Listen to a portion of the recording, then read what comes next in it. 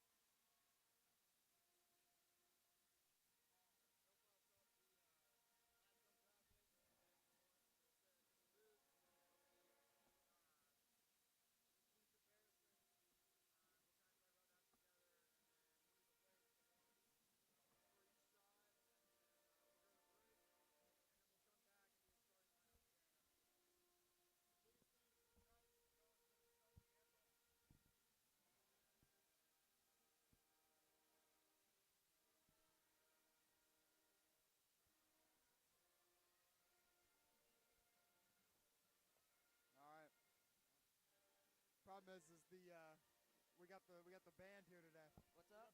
We got the band here today. I know.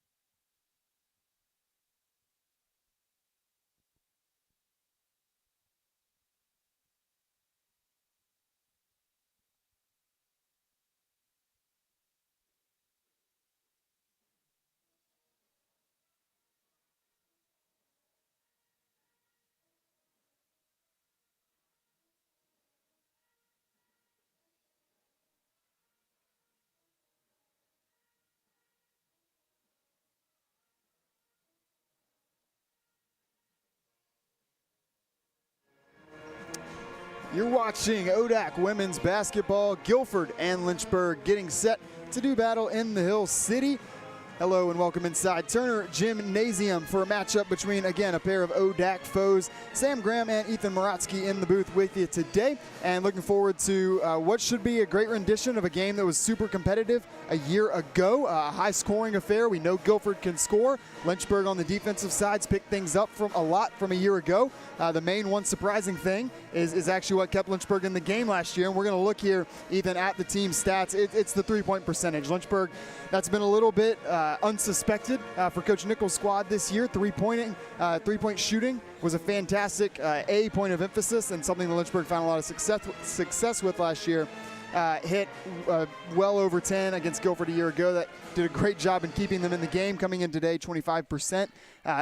Certainly a little bit lower than Coach Nichols, I think, would hope for. But looking at sort of this team comparison coming in today, what else kind of jumps off the page to you?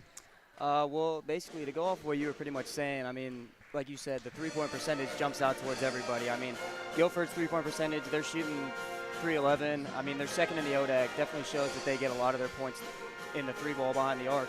And Lynchburg's, like you said, shooting .250, and they're down there at 10th.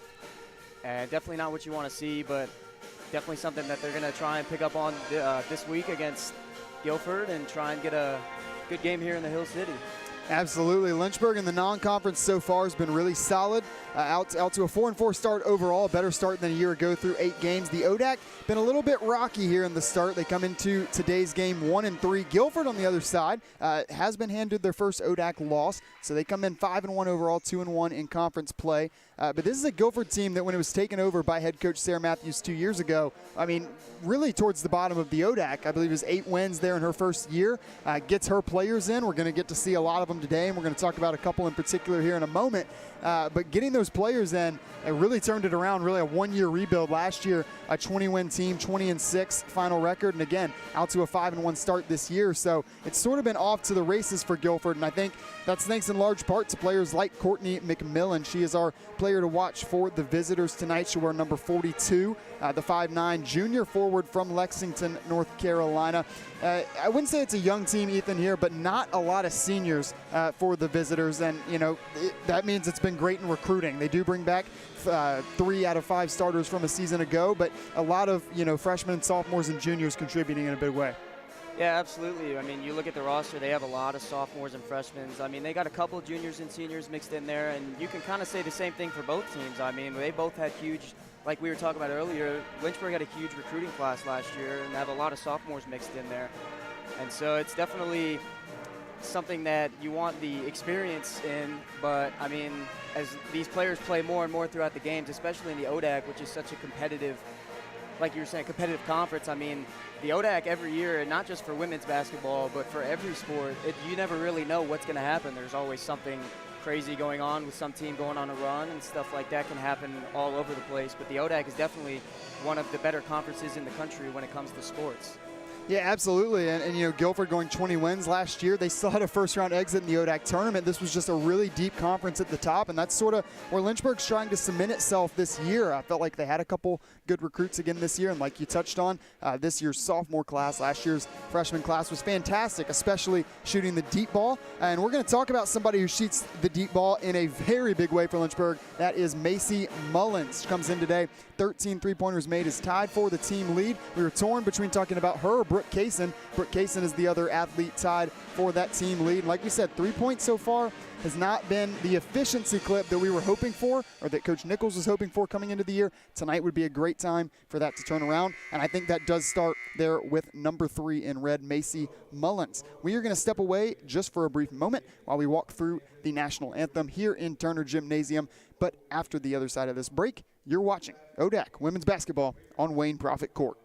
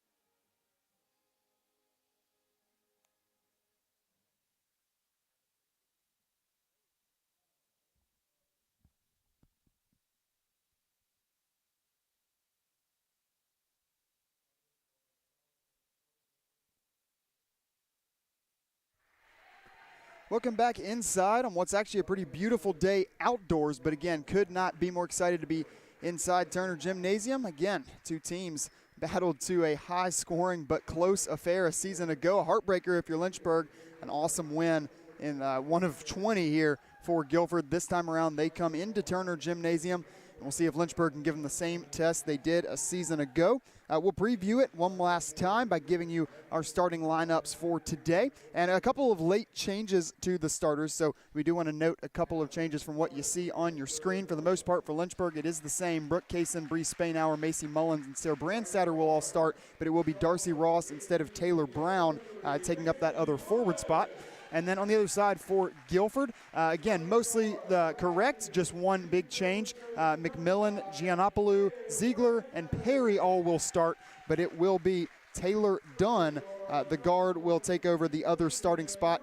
Jeremiah Walker will come off of the bench for today. So we got our starting 10. They're being announced down below us on the floor. But Ethan, I'll turn it over to you one more time before rubber meets the road, if you will, and we get to see what the 2023 rendition of this in-conference rivalry brings us. Yeah, no, definitely. I think it's going to be a really good matchup with the players on the court. Like you said before the break, we have a lot of players, or a couple players that we wanted to choose from. We didn't really know who to pick for our player to watch. They definitely have two huge players that we definitely know that we want to pay attention to them. It's not really just one player that you want to pay attention to.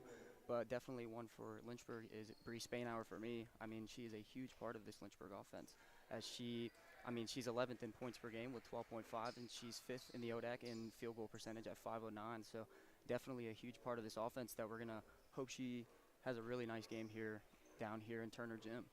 Yeah, for sure, and she's used to this. Obviously a member of the volleyball team as well, so Lynchburg was without her for those first 3 games. So you don't want to say an asterisk, but yeah, like you said, she's a big, big part of this team. She'll be the athlete in the middle of the circle jumping against Giannopoulou.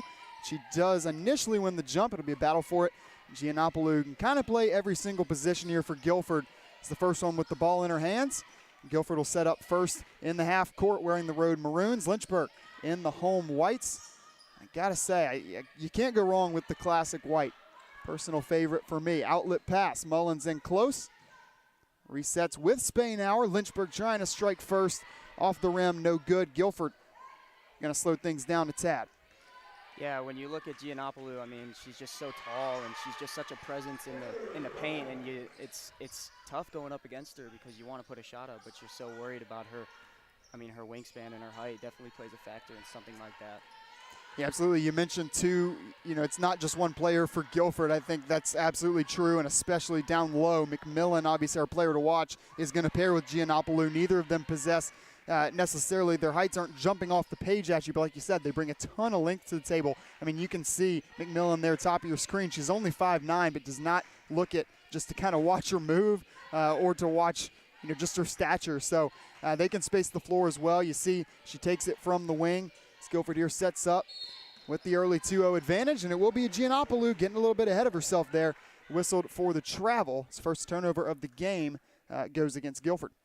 Yeah, like when you were talking about Courtney McMillan, I mean, she's just such, like we were talking about Giannopoulou, they're both just huge presences on the court, numbers-wise, maybe not size or height-wise, but I mean, McMillan shoots it from everywhere, and it's just, it's unbelievable with the amount of rebounds they get also. Their team is just a huge presence in the paint. Yeah, I mean, talking about the three-point shooting, talking about the overall offense and some of those players to know for Guilford, we didn't even really get around to the rebounding portion in our pregame show. This is one of the best rebounding teams in the country, averaging over 50 a game. It's not something you see every day. We had Ferrum in here the other day on the men's side. They came in averaging 49.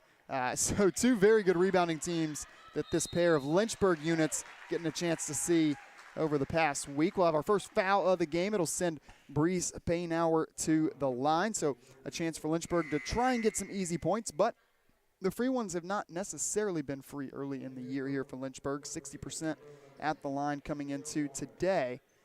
In correction to that, it will be Darcy Ross at the line. Yeah, I mean, definitely going back to the rebounds, when we were talking about Guilford easily being one of the best teams in the country when it comes to rebounds, I mean, they average 51.8 a game, which is just insane when you compare it to Lynchburg's 36.3 a game. So it's definitely going to be interesting to see how Lynchburg can respond in the rebounds department in the paint.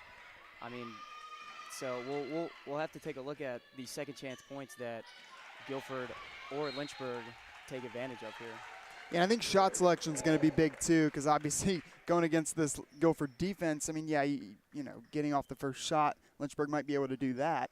But the second and third opportunities, that just might not be the case. Now, if Lynchburg's taking a bunch of threes, you get some long rebounds, some 50-50 balls, and maybe hustle play comes into the equation.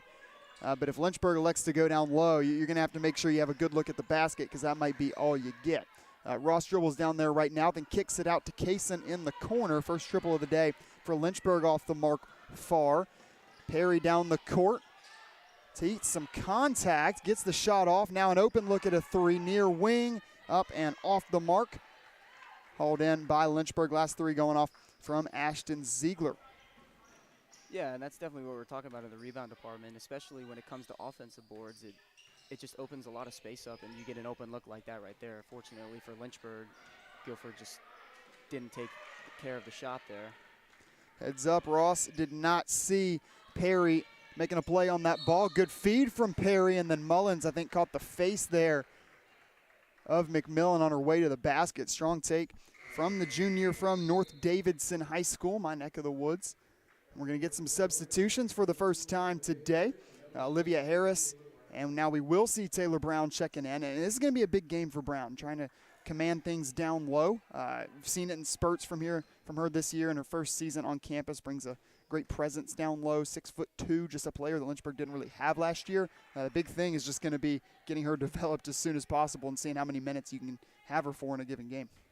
Yeah, well, I say it again, before the game started, we were talking about it. I mean, we show up here an hour and a half, 2 hours before the game. You get to talking a lot, and we were talking about how 6'2" as a freshman, I mean, she's the tallest person on the team, and that's definitely, like you said, somebody you want to get to develop so that she can be an ultimate force in the ODAC or outside of the ODAC. A carry called on the fast break opportunity there for Guilford. So a couple of unforced errors early on from the Quakers. That's a good sign for Lynchburg. I know they're down 4-1 right now, but seem to be doing a pretty good job of rattling the visitors, and got to capitalize on that early on. Obviously, 3-point deficit right now. Kayla Terry, she can shoot it from deep as well, maybe trying to change that. Lynchburg gets out of trouble. Brandstatter drops it off for Brown down low. Her shot blocked from behind, but it will stay Hornets basketball. Lynchburg probing inside, meeting with a little bit of resistance down there. Can't get too discouraged early on. We do want to mention, again, like we said in the pregame show, Lynchburg does not need to shy away from the three. Brandstatter, a great look at one from the corner and knocks it down. Sarah Brandstatter has the first field goal of the day for Lynchburg, and we're knotted up at 4. Yeah, that's a huge three for Lynchburg and Brandstatter. I mean, getting momentum, like you said, against a team that's as good as Guilford is absolutely huge, especially when you're in your home court. You want everything that you can get against a team that's this good. Ambitious pass, like the idea, but it leads to a 3-on-1 break here for Guilford. Can they capitalize? They cannot. Interesting decision there by Walker to go straight at Sarah Brandstatter. She had Quakers flaking her to her left and her right. Now Brandstatter going to try to make her pay. That shot goes a bit haywire. See if these two teams slow down a little bit. Don't expect that's going to happen much throughout the course of this game. You had a Guilford team averaging 77 points per contest. You kind of have to get out and run. And that time, the open three left on the far corner is converted by Harrell, and then a quick miscue by Lynchburg. It's going to bring in more substitutions, and with 5:44 to go in the first, it's a 3-point advantage for Guilford. Yeah, and like you said, the pace of this game is just, as of right now, I mean, 7-4, there's a lot of fast breaks going on right here off of rebounds, and it's really important to see how these teams can respond, not just to a triple made in the corner like that Guilford just made, but to also getting their fast break points and seeing if they can capitalize on all of them. Two teams, just 3 field goals made so far, but have combined to already get up 15 shots, make that 16. Guilford extends the lead to 5. So a couple of quick baskets that capitalize off the Lynchburg turnover. Hornets might have to shore that up a little bit. Casey Kelly, the reverse, nearly put it on target. One of the more athletic and versatile players that Lynchburg can bring out onto the court. Always a change in the energy when Kelly checks into the game. Casey Kelly making it to nationals in the outdoor triple jump as a freshman last year. So doing it for the track team and the basketball team here for Lynchburg. But right now, it's all coming up Quakers. The lead extends to 8. Second triple of the game for the visitors, who seem to be settling in a bit. Yeah, I mean, an 8-point lead is definitely huge for the Quakers. If you're Lynchburg, you definitely look forward to possibly getting a run of a couple triples to knock down and cutting the lead down a little more. One and done on the last trip for Lynchburg. The three-pointer no good by Olivia Harris. Great job getting back. Casey Kelly rejects the shot of Anna Giannopoulou, and it will get us to our first time out of the game. But before we take it with them, do want to note Giannopoulou 6'1", Casey Kelly just 5'8". So Kelly climbing the ladder and rejecting the shot from the all-conference player for Guilford. We will take the break with them, the media timeout here in our first quarter, by telling you our score. It is Guilford 12, Lynchburg 8.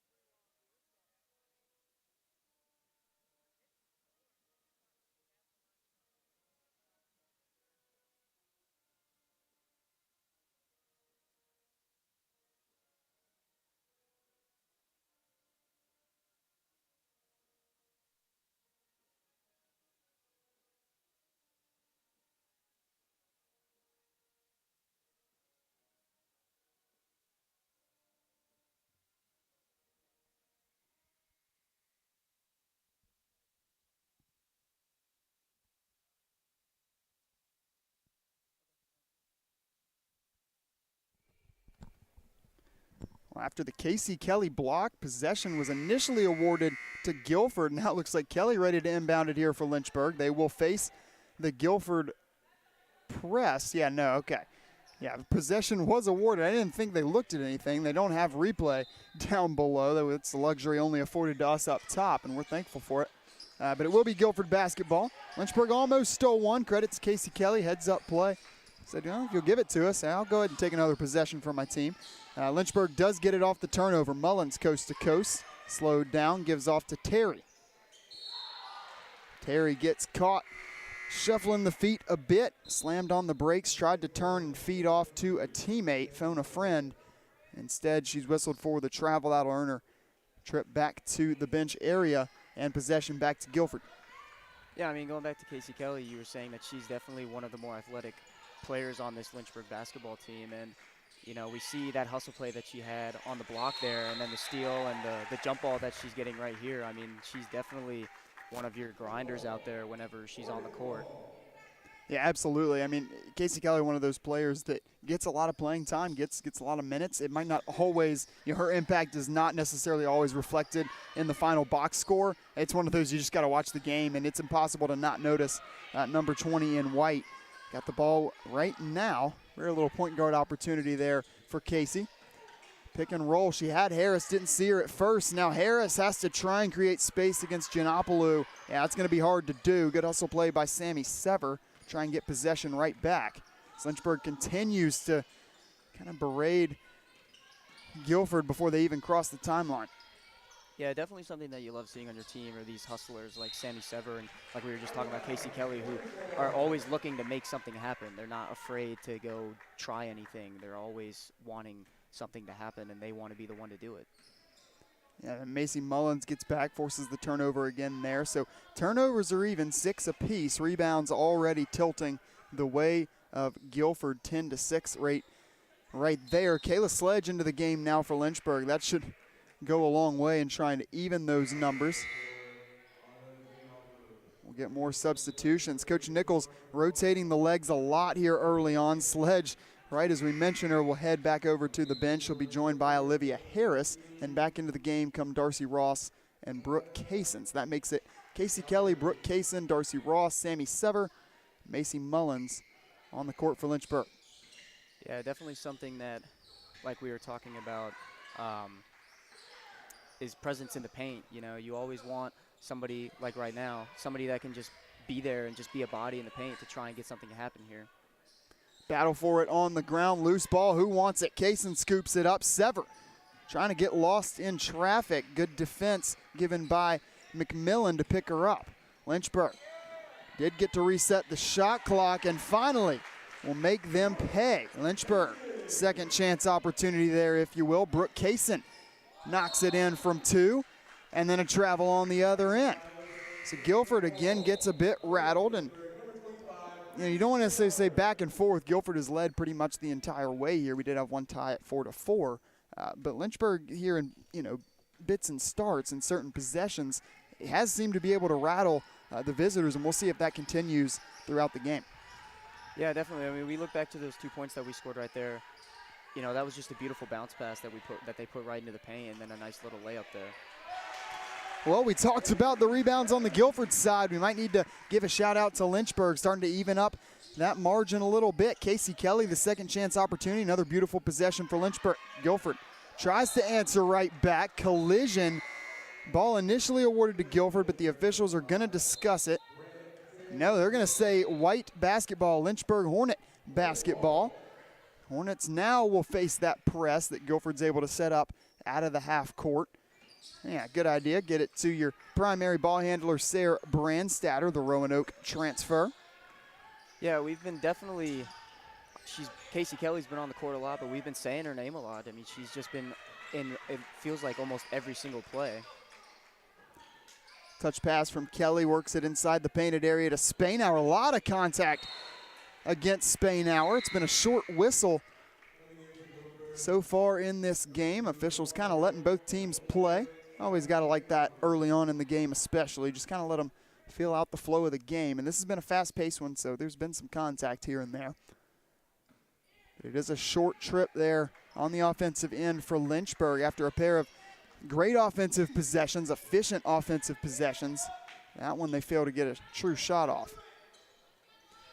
I think one of the best things as we saw her, fake a 3-shot and then pass it off is Giannopoulou. I mean, she's so tall and she's such a presence in the paint, but she can do it right there like she just did. She can shoot the mid-range shot. She can shoot the 3-point shot. And really smart, too. Knew she had Mullins on her. That's a big height advantage. Yeah, why not go ahead and pull up and take that shot? There's just not a ton Mullins going to be able to do. She's going to try to answer a 2 with a 3. It's a little bit short. Kelly again runs down the offensive rebound. Yeah. Whistle. Oops, sorry there, Sam. Yeah, you're good. Whistle goes against Guilford. Will stay on this end of the floor, but another great hustle play, which I imagine you're probably about to reference there from Casey Kelly. A great start to the game for her. Yeah, definitely. Like I said again, hearing her name a lot, and it's just great to see players wanting to do something right here. Kaysen looked like she might have had an open 3, passes it off. Second time Lynchburg's gotten a good look straight out of the inbounds pass. It was Kaysen from the corner that got Lynchburg its first field goal of the day. Now Brandstatter has one rim in and out. Now with under a minute to go, we'll see if Guilford looks for the 2 for 1. It's probably a silly question to even ask. Of course they would. Why not? Now 41 seconds. Lynchburg going to try to run. Letty Michael getting out in space, slows it down for Lynchburg. Brandstatter wide open. Take the shot. Rims out again. Back-to-back triples just off the mark for Lynchburg. And then again, Spainauer looked like on the way up, meeting some contact. No whistle. 20 seconds to go. Guilford still working quickly. And, yep, that's a travel. Only chance that I think McMillan might have had is arguing that she didn't have full possession of the ball. Officials don't see it that way. And now, great opportunity for Lynchburg. You're only down by 6. Could make this a 1-possession game. 16 seconds to go. And Ethan, get your input on this as well. The main thing here, if you're Lynchburg, you just don't want to turn it over and give a short court and allow Guilford to extend this lead before the half. No, yeah, definitely. You're completely correct on that one. With the turnovers that turn into fast breaks, especially with the amount of rebounds and points that they get from the paint, is definitely huge. You don't want to give that to Guilford, because that's a team that thrives with that. So you don't want to really give them those, not really free points, but easier points. Absolutely. Instead, Lynchburg does a great job breaking the press once again. They've done pretty well against that press so far today. And Bree Spainauer does finally award herself a trip to the free throw line. Yeah, we definitely saw some frustration settling in there from Bree Spainauer after the prior play that she had over under the rim that got blocked or no call. And then we definitely saw it over here on Guilford's side of the court with some frustration setting in there.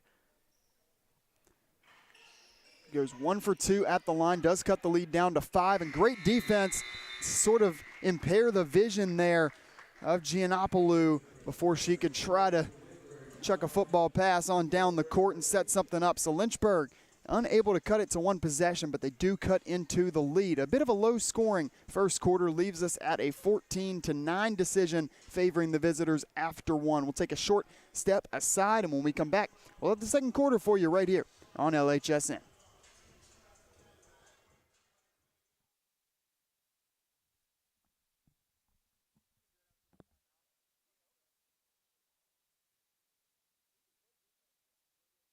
Think a private education is too expensive? Think again. At the University of Lynchburg, you can get a personalized education for the cost of a state school. If you're commuting and you get our top scholarships, you could pay much less. And you get all that without the hassle of giant lecture halls. Our faculty know your name here and do more than just teach. You might even do research together and plan out your next career moves.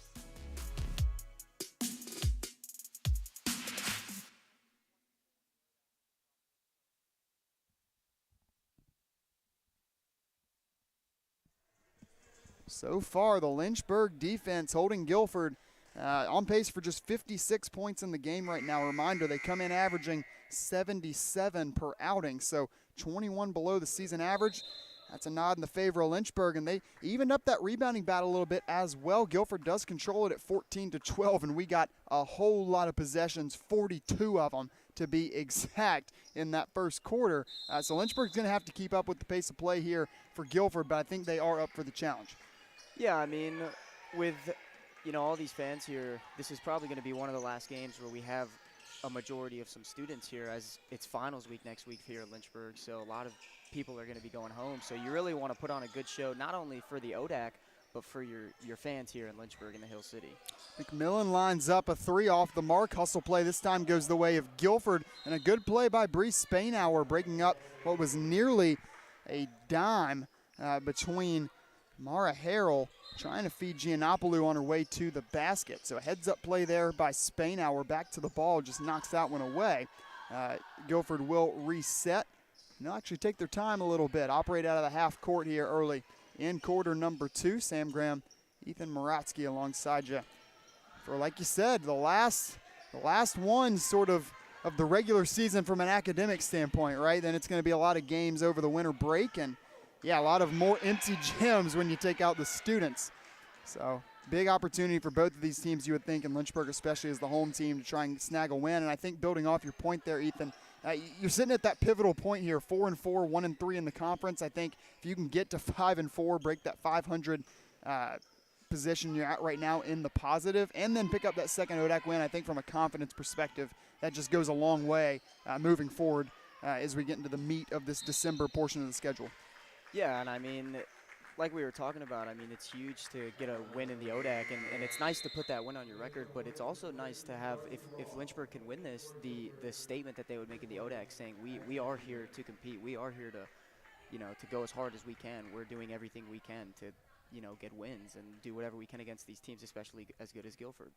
Yeah, and Lynchburg went toe-to-toe with Roanoke last week in some midweek action, a Code Red game, so that's got to be a nod. Obviously did wind up going down in that game 60-52, but yeah, just hung right with them. And that was a weird game, kind of a scrappy, a lot of turnovers, a lot of possessions, and just not a ton of offense, at least not from an efficiency perspective. And Lynchburg hung around. Credit to the defense in particular, just keeping them in that game.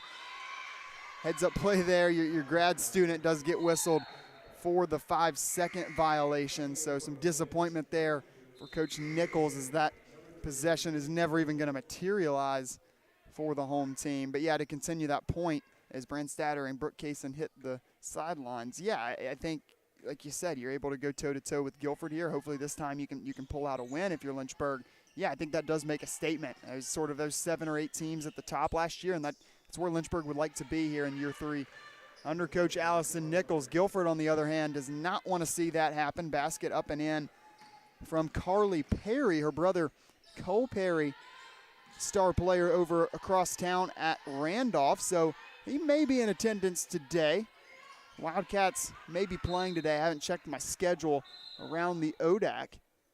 He might be in the gym somewhere. He'd probably stand out. He, you know, brings about a 6'6" frame, so imagine we'd probably see him. So Randolph must be out of town today. Yeah, I mean, it's like a 5-minute drive down to Randolph. It's definitely something when you have an away game there here at Lynchburg. You know, it's really not really an away game because you're going to have some people that go to the games and show up to show some school spirit. But it's definitely something that you know, love seeing on your schedule when you do have an away game. But it's only 5 minutes down the road. Got a chance to see there Sarah Matthews, again, her 3rd year at the helm of this Quaker program. Some disappointment there after that last possession. Lynchburg able to retain. Heads up play by Giannopoulou. On the other end, we had Bree Spainhour knock away a pass from her, and then number 4 in maroon says, well, I can do that as well. I got a little bit of length to myself too, so deny you the ball. Interesting matchup there, going to develop, I think, throughout the course of this game. And you've mentioned some of the versatility of Giannopoulou on the offensive side. She can also guard everybody on defense, but nobody guarding Darcy Ross right on the doorstep. Might be the easiest basket Lynchburg gets today. They convert upon it. Deficit back down to 5. In transition, it's Perry again. Back-to-back buckets from Carly Perry. She's got 4. Back and forth we go. Difficulty getting it in. Lynchburg does so, and again, breaks only a 2-man press that time. Mullins, one-on-one. Harris, corner 3. Nails it. Olivia Harris, the second 3 of the game for Lynchburg. She's on the board with a triple, and Lynchburg has it down to as close as they've been since very early in this contest. It's a 4-point game. Macy Mullins a steal. Here come the Hornets. Heads up point guard play there again, no whistle. That's a great point guard play by Mullen, slamming on the brakes, letting Walker run into her, but yeah, does not get the call. Lynchburg does keep possession. Spainhour gives off to Ross. Ross whistled for the travel. Some displeasure there from Darcy. That will be a turnover, giving it back to Guilford. And turnovers have slowed down a tad here in the second quarter. That's only Lynchburg's 8th of the game. Yeah, I mean, with trying to draw fouls and drawing the contact and stuff like that, it's really important because especially a team that's as good as Guilford, you know, when you said the layup there was one of the easier shots that you're going to get. I mean, against this Guilford team, there really are no easy shots. And when you find an open look, and like Olivia Harris did with that three, you know, those are some of the shots that you have to hit, especially with a team that scores as much as Guilford does. And if you want to go toe-to-toe with Guilford down low, I think you do have to establish the three-point shot, right? If you think about, in football terms, the play action's only effective if you have a great running game. Well, it's the same thing going inside out. In basketball, if you start knocking down those threes, you got to spread the defense thin. They got to guard you. And that was a fast 5 seconds going against Bree Spainhour, the second one of the game for Lynchburg. And while we try to catch up on everything that's going on right now, Anna Giannopoulou just had to head to the bench. She picked up her second foul here early in the first half, still 6.5 minutes until we hit intermission. So that's opportunity here. Just kind of mark it down about the 6.5 minute mark of this second quarter. We'll see if Lynchburg can make a little bit of a run. Because now the size advantage isn't really there for Guilford. See if Lynchburg can go inside. They get another defensive stop. Quakers only 4 points to their name in the second quarter. Yeah, definitely with Giannopoulou on the bench right now, this is definitely a time in the game where you want to try and score as many points as you can because of that presence in the paint, or her presence in the paint isn't there right now. Yeah, and immediately that's what Lynchburg does. Feeds it to Bree Spainhour in close. She's unable to convert, however. Tough start for Bree, 0 for 4 from the field. And we mentioned there's been some contact, some bumping down low. That's been the case on both sides. So maybe some breaks not quite going her way on some of those shots that may have been altered, but see if they can get her going. Sammy Sever hits the bench. Sarah Brandstatter back into the game after coming out with Lynchburg's first of 2 5-second violations today. And even, I've seen every home game here for Lynchburg so far. I believe those are the first 2 5 seconds at home called all season for the Hornets. And they both come in the first half. Guilford does take the lid off the basket a little bit with a triple, first time into the game. Yeah, with those 5-second penalties on the inbounder, they're definitely penalties that are there, and they're more of just a lack of focus penalties.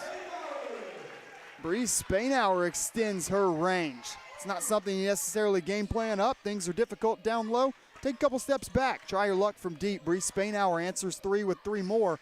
Lynchburg has the deficit back down to 4. Hanging right around again with one of the better teams in the conference. Now good one-on-one defense. Mullins finally forces Taylor Dunn to give it up. That's really good defense there from Lynchburg as they're just giving them no space to breathe.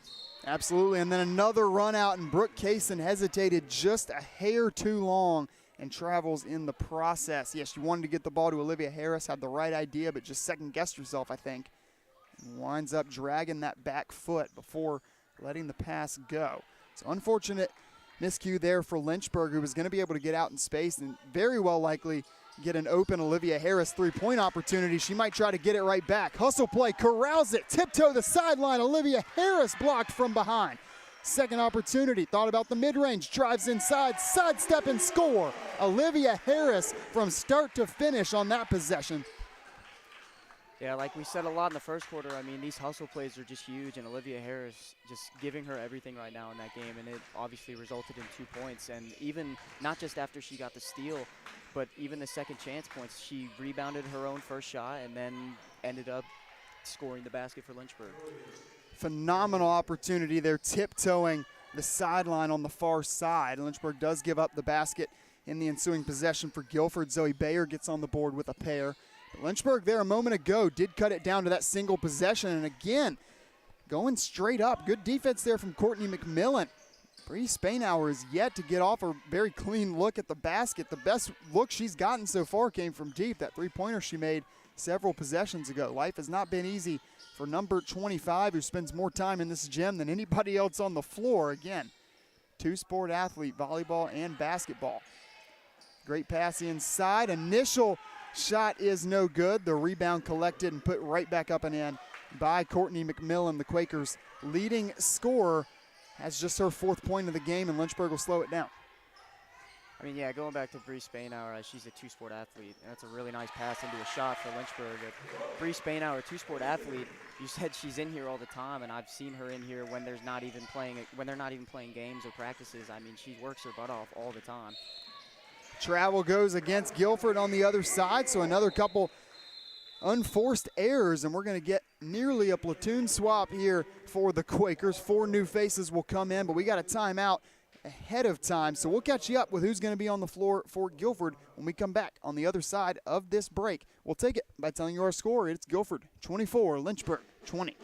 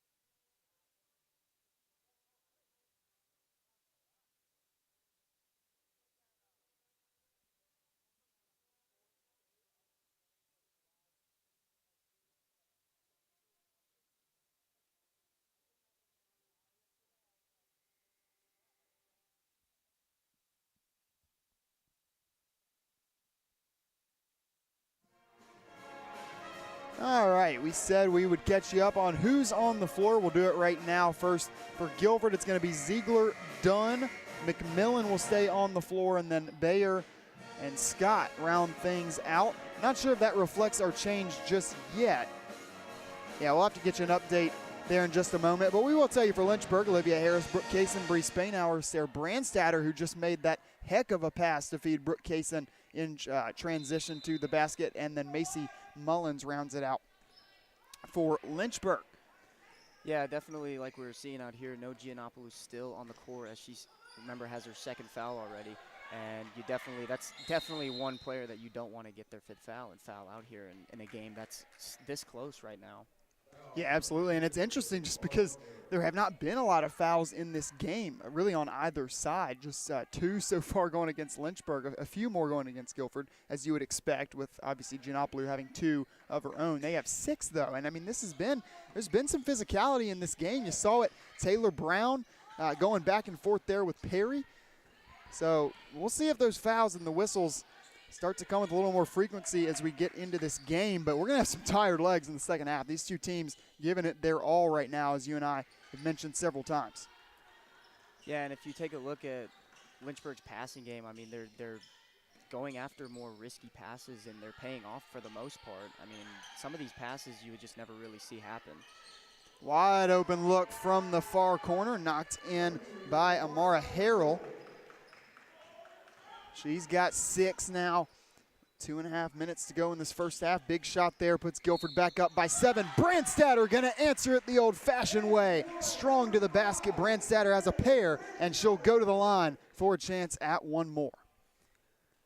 And yeah, and there it is again. I mean, more hustle. She brought that ball from our side of the court all the way over towards Guilford and just put one up there and got some contact and a chance for a 3-point play now. Lynchburg going with a lot of size on the floor now, letting Michael into the game. Freshman guard with some height to her, 5'10", has really shown it in some bursts. Had a great game earlier in the season against Bob Jones for Lynchburg. And Sarah Brandstatter, 100% on her 1 opportunity at the line.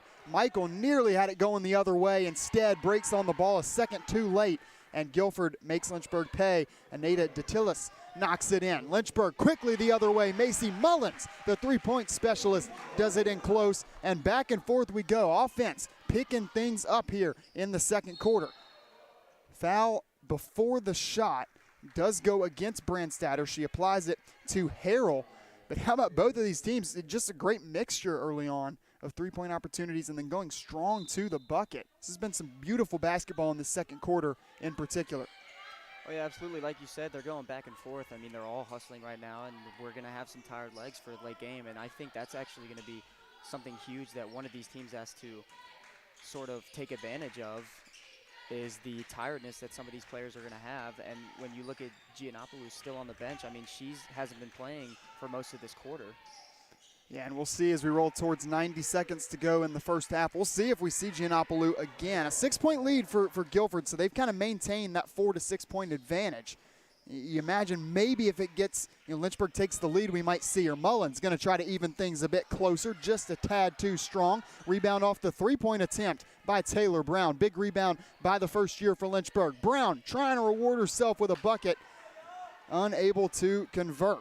Guilford again quickly the other way. Harrell join pushing the pace early on. Yeah, I mean, these players, they all look tired. As you can see, Lynchburg running back definitely looks a little gassed, and we're going to see if they can have some mental toughness here and just keep trying their best to stay along with Guilford. Two teams with some depth. They can go a decent ways into the bench, and we know Coach Nichols likes to rotate the legs, but you talk about tired legs. I think we had some of it there. Short-arming the three-pointer there is Perry, Carly Perry. A little bit down in the scoring this year is Perry, but the rebounding numbers have been great. 3 players on this Guilford team that come in averaging 7 or more boards a game, and that's kind of what you'd expect from a team that averages 51 of them. So Perry has been great in that regard, but the three-pointer just a bit short. Harris is 3 short as well, and yeah, that's one of those first indicators is the unable to force a tie up there is Taylor Brown. Just be a foul going against 22 and give Guilford back the ball. But as I was saying, yeah, that's a big sign of the tired legs as those threes start coming off a little bit shorter.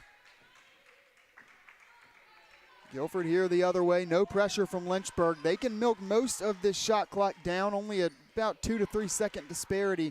And for a Guilford team that likes to go fast, we just have not seen them much in the half court today. So we'll see what Coach Matthews has drawn up here. It's Guilford with a 6-point lead, does not want another opportunity for Lynchburg. 2 high screens, breaking towards the basket, no look pass. Open 3 from the corner, too strong. Battle for the rebound, collisions. Foul will be against Taylor Brown. She picks one up on both ends of the floor, and that will be her second. Imagine you just leave her out there at this point. Only 5 seconds to go in the half. Yeah, we were talking about Coach Sarah Matthews for Guilford and what plays she was going to draw up there for her team. And, I mean, she gave her corner 3 a beautiful look wide open that just couldn't get it to go.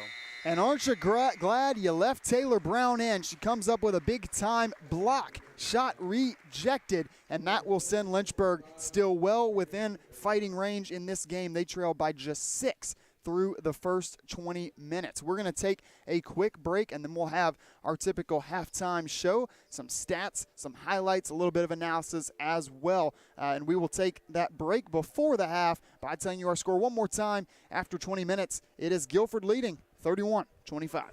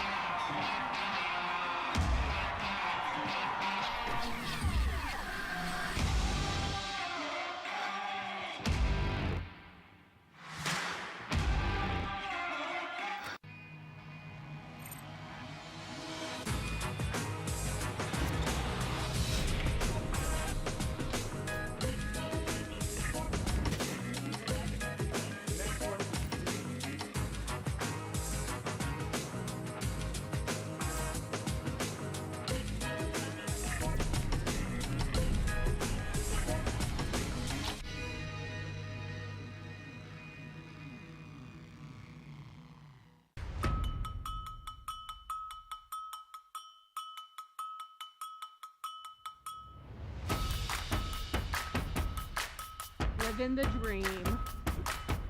USA, Mexico. That was so exciting. Want to have some outdoor adventures while getting a degree at the same time? At the University of Lynchburg, we have an on-campus zip line and ropes course. Plus, we offer adventure trips that cost less than a cup of coffee. And did I mention our beautiful scenery? We're a university for students looking for something more than just books. Welcome to your new adventure experience.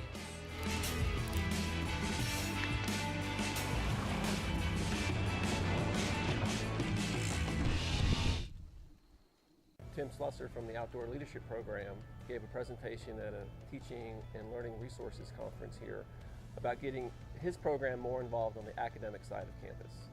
I mentioned computers and mapping, and he mentioned caving, and eventually we came up with the idea of mapping caves. So the week before we were able to learn how to use the instruments kind of like on a flat surface and just kind of get a hang of how they work. But it was really amazing how once we got in the cave, it was a completely different experience using them. It was unique. It got most of us out of our comfort zone, kind of gave us a new experience, a new taste of something new. But I think the most difficult parts were getting the lighting right. You had to read the instruments with the headlamps while keeping your eye pointed on the plot point. This allowed them to actually literally get their hands dirty, collecting data, conducting measurements, and putting all that together in the form of a map, and doing it in a place that's never been mapped before.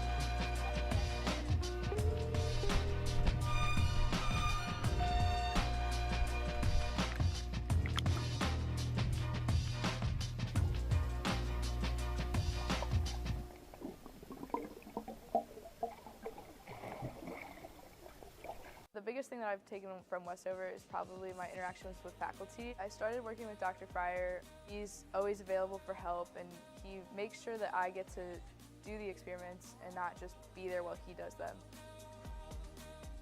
I didn't want to limit myself when I came here to just taking the prereqs for med school. I wanted to get a full, well-rounded education, and I definitely found that in the Westover program.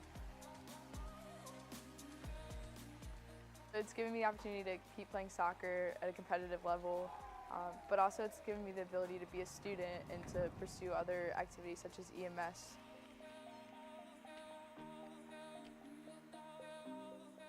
"100% do Westover because it's not something they're going to regret, and it's going to be a lot of work, but so is everything else. It's just going to help build their education that they've already had and make them a better person for it."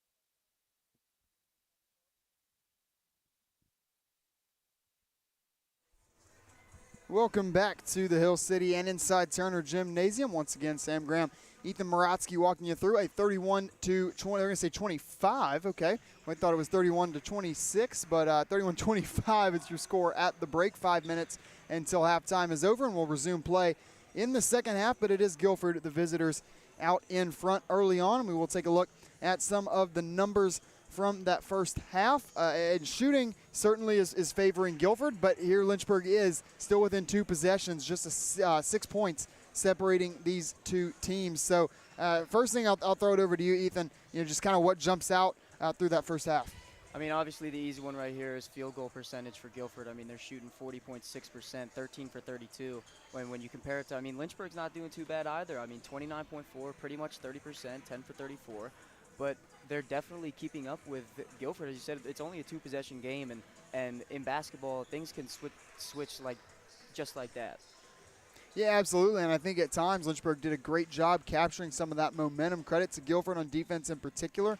Anna Giannopoulou had to come off the floor and was not out there for the last 6.5 minutes of that second quarter. But Guilford was able to keep that lead right where it was, just kind of bounced between about 2 to – Lynchburg did get into, within 1 possession at one point. But for the most part, that lead just seesawed between about 4 and 6 points. And, of course, it is 6 here at the break. And then, of course, for Lynchburg, the three just was not falling for them there in the first half. 2 for 10, mainly just 2 makes. I do like the shot selection, kind of mixing it up between 3s and 2s. I think at times Lynchburg marries the 3 a little bit. So, again, I love the shot selection so far.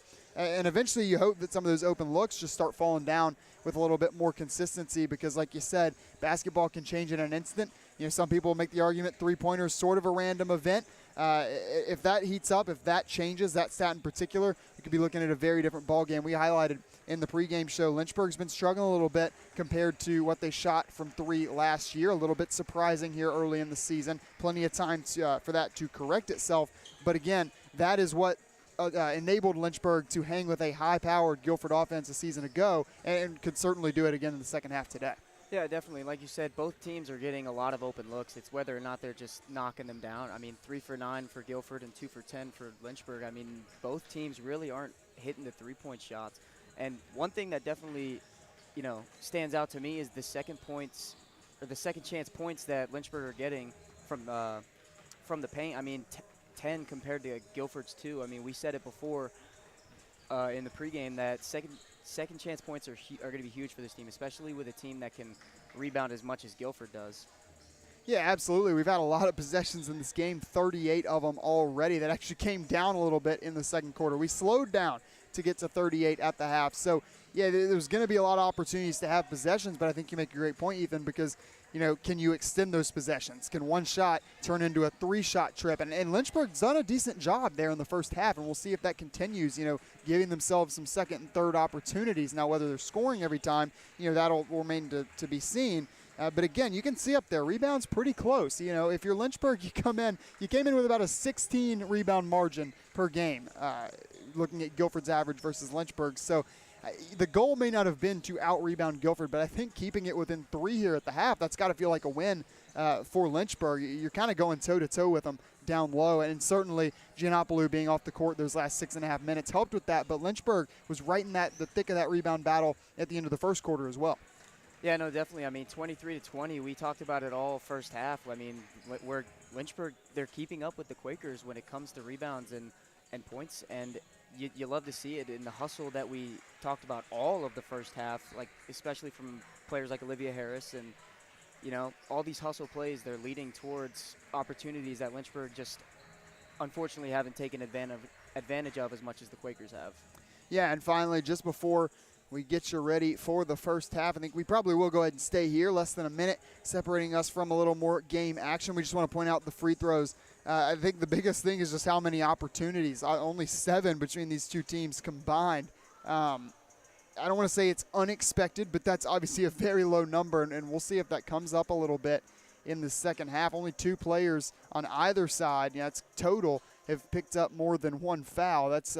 Giannopoulou, Taylor Brown for Lynchburg, and then Amara Harrell does have a pair for Guilford. So we'll certainly be tracking the fouls across this second half, because that's an opportunity. We could see it there at the end of the first half. These two teams were tired. They've been running a lot. That's a pace of play that I know both teams are comfortable with. But the side effect of that is if the game is never stopping, if you're getting one timeout each quarter, which is pretty much what we've had so far, I think we've had 3 in total, you're just not getting a lot of opportunities to rest. Free throws kind of give you a chance to do that, and we just haven't had many. Yeah, definitely. And I think one thing that we look forward to in this second half is definitely how many three-point shots that Lynchburg and Guilford are going to knock down. I mean, when we look at it earlier this week when Lynchburg played Ferrum in the fourth quarter, they knocked down 4 of their 7 shots they took with a 57% shot percentage behind the arc in the fourth quarter. Lynchburg's been very good in fourth quarters this year. You referenced the Ferrum game. That certainly stands out as first possession of the game, or of the second half, I should say, for Guilford turns sour, a travel, and a quick tie of the shoelace there for Sarah Brandstatter.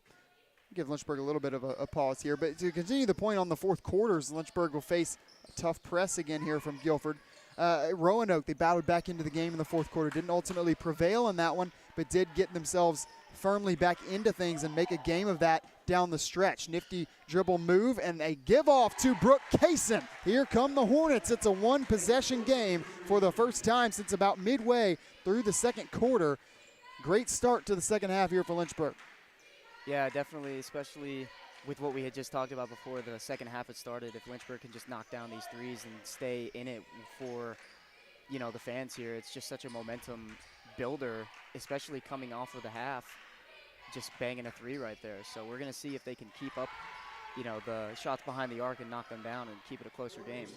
Brooke Kaysen taking some steps this year, really shooting the 3 ball very well. It's her 15th make of the year, second of the day. So she is now actually taking the lead over from her teammate Macy Mullins in that department as Mullins turns it over. And then McMillan, your last point scorer for Guilford, having herself a heck of a year as well.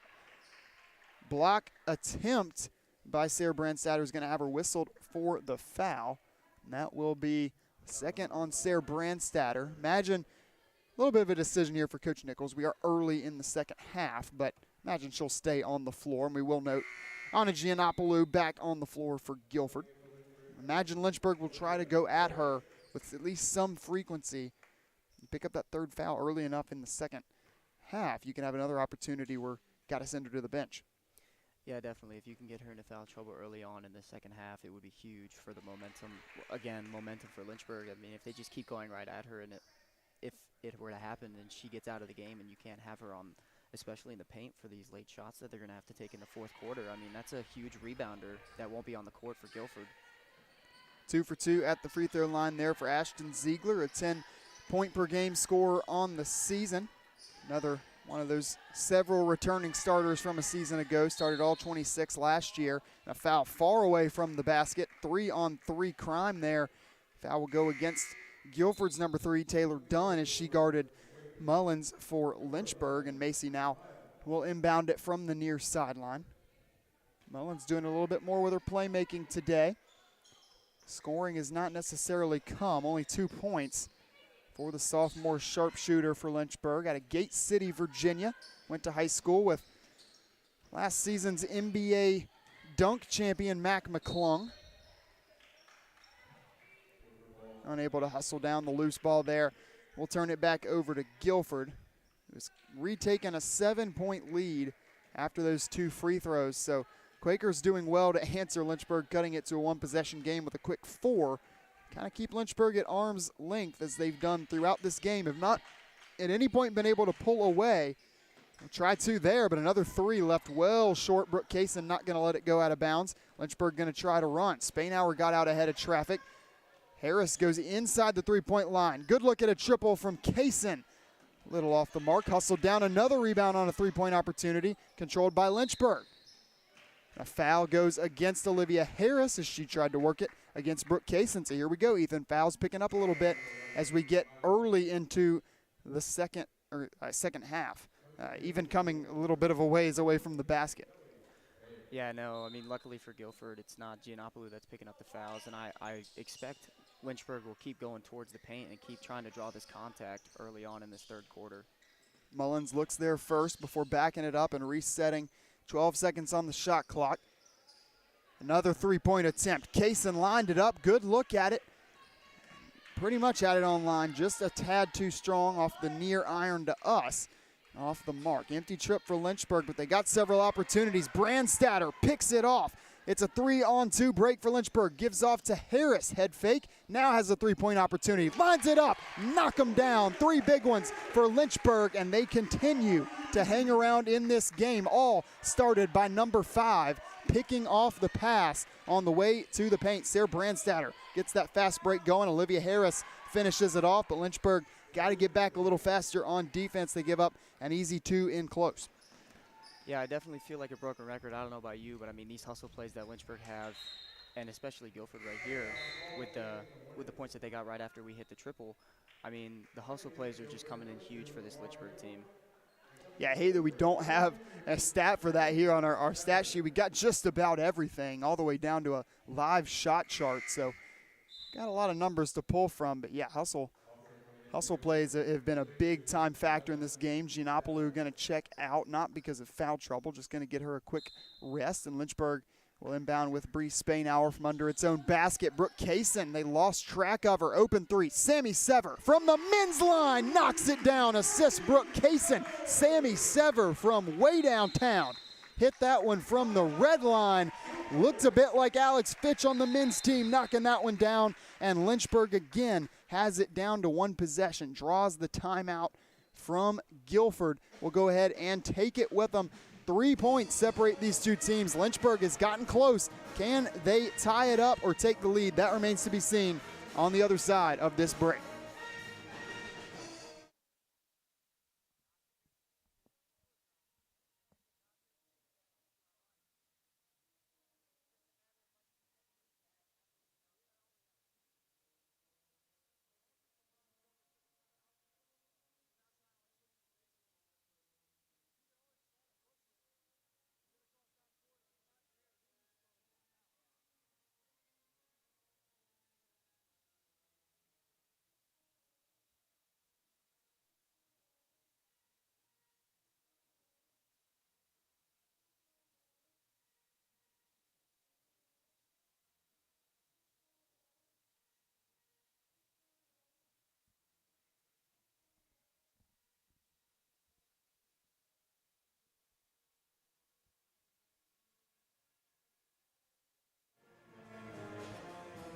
Couple of deep balls have the Hornets buzzing a little bit. Hustle plays have continued, and Lynchburg hanging right around with what we expect to be one of the ODAC's premier ball clubs as we get deeper and deeper into this year. Again, we're early on, only 6 games under the belt for Guilford, and only a couple more, 8 for Lynchburg.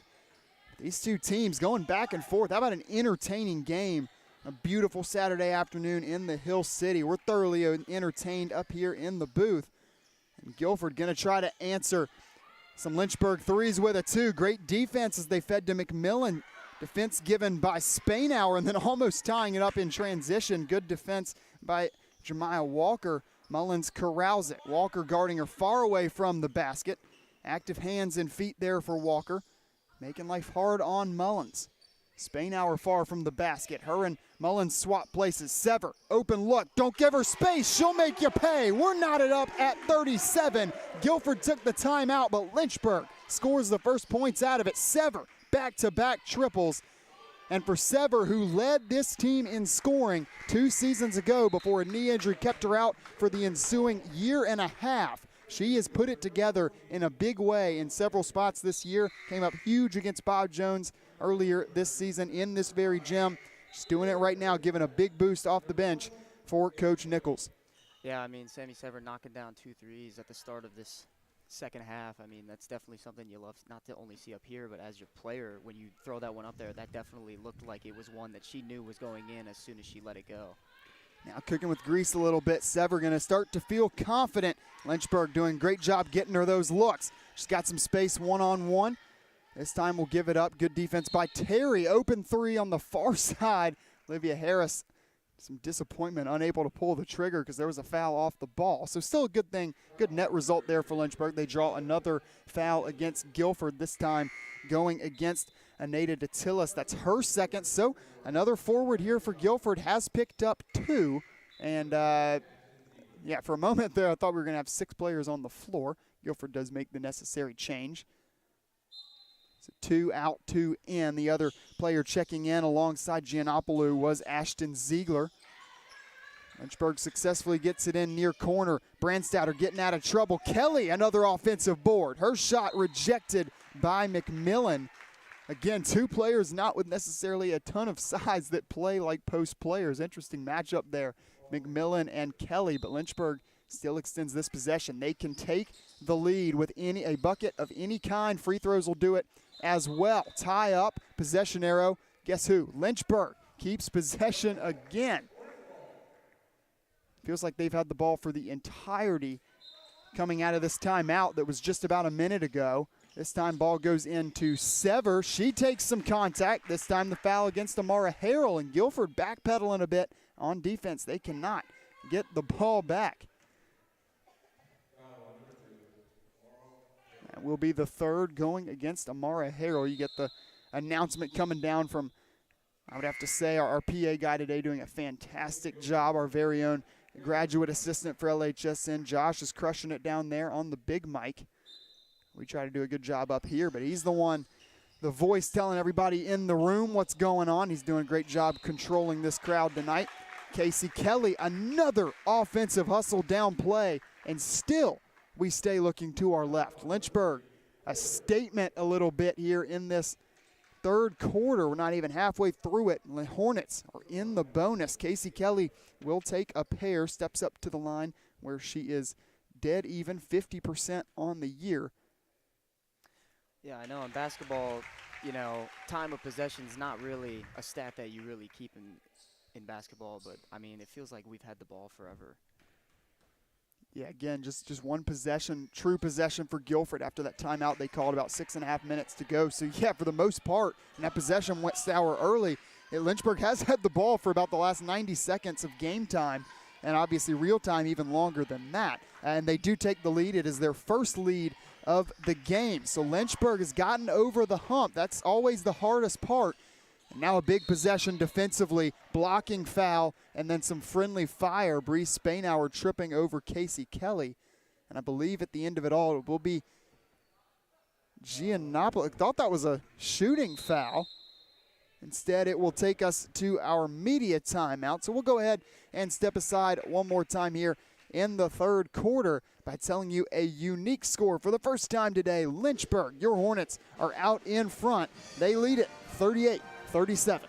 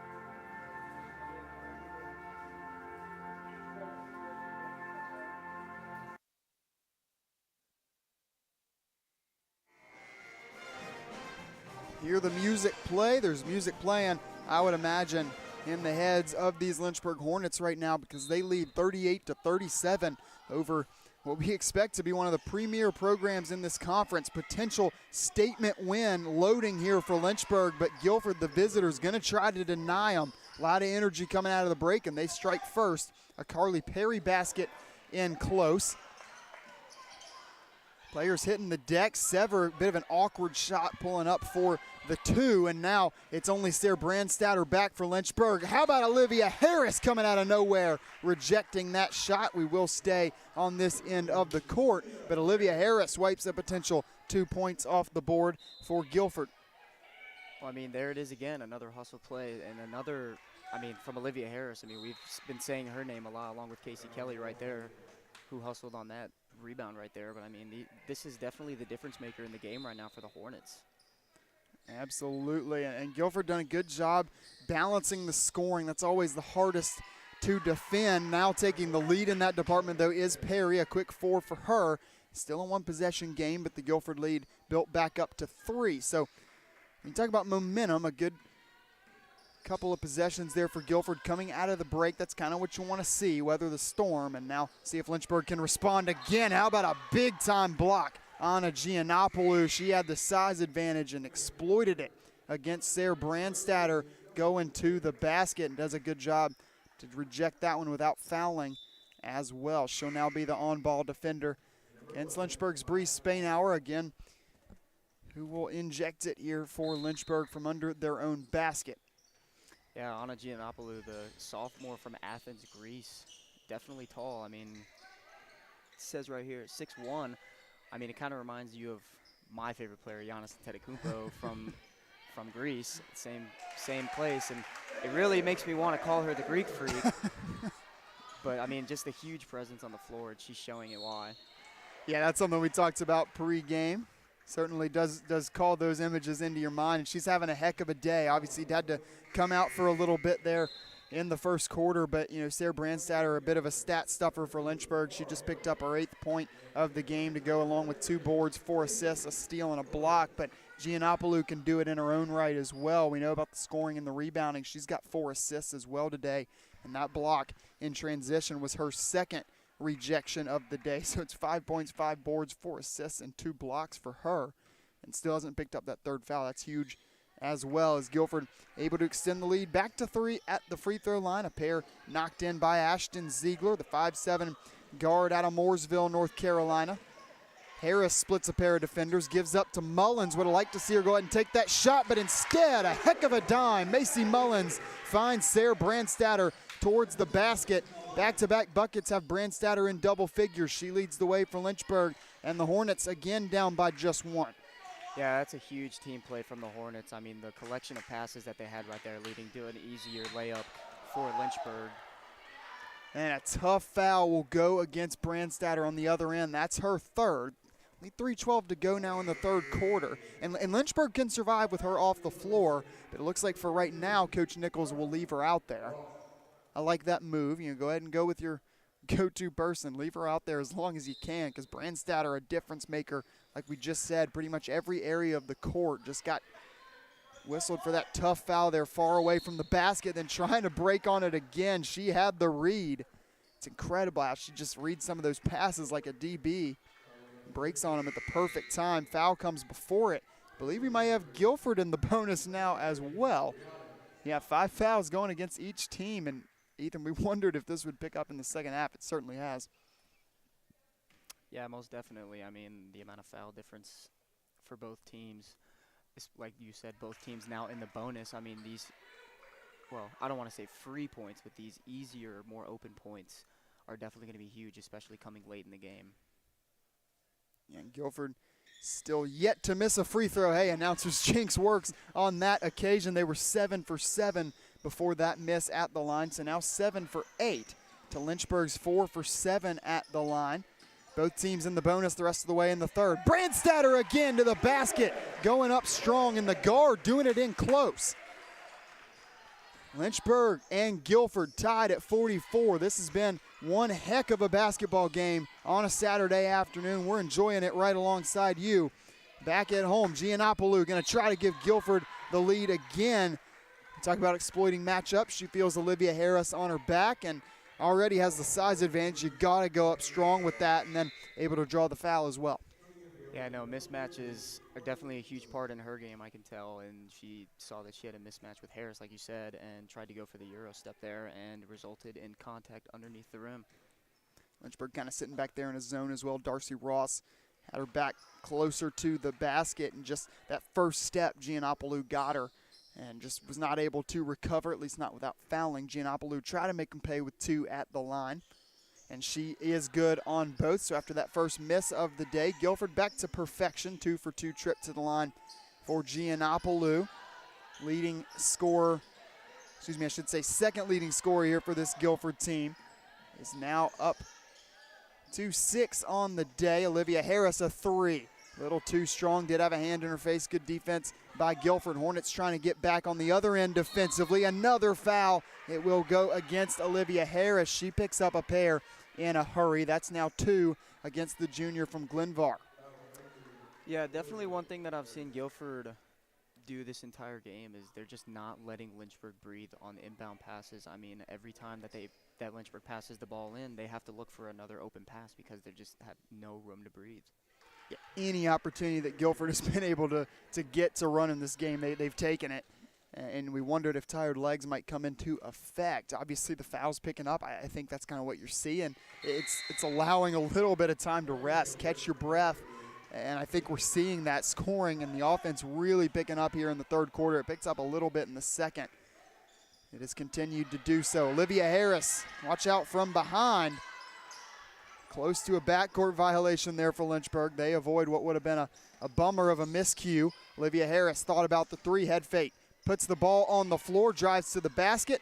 Off the mark, Kelly tries to corral the rebound. Now battle for it on the floor. Kelly never gives up on the play, but may have caught the face there of Taylor Dunn in the process. She is whistled for the foul. Lynchburg getting themselves in a little bit of trouble now with the fouls. That's going to be the 3rd on Casey Kelly.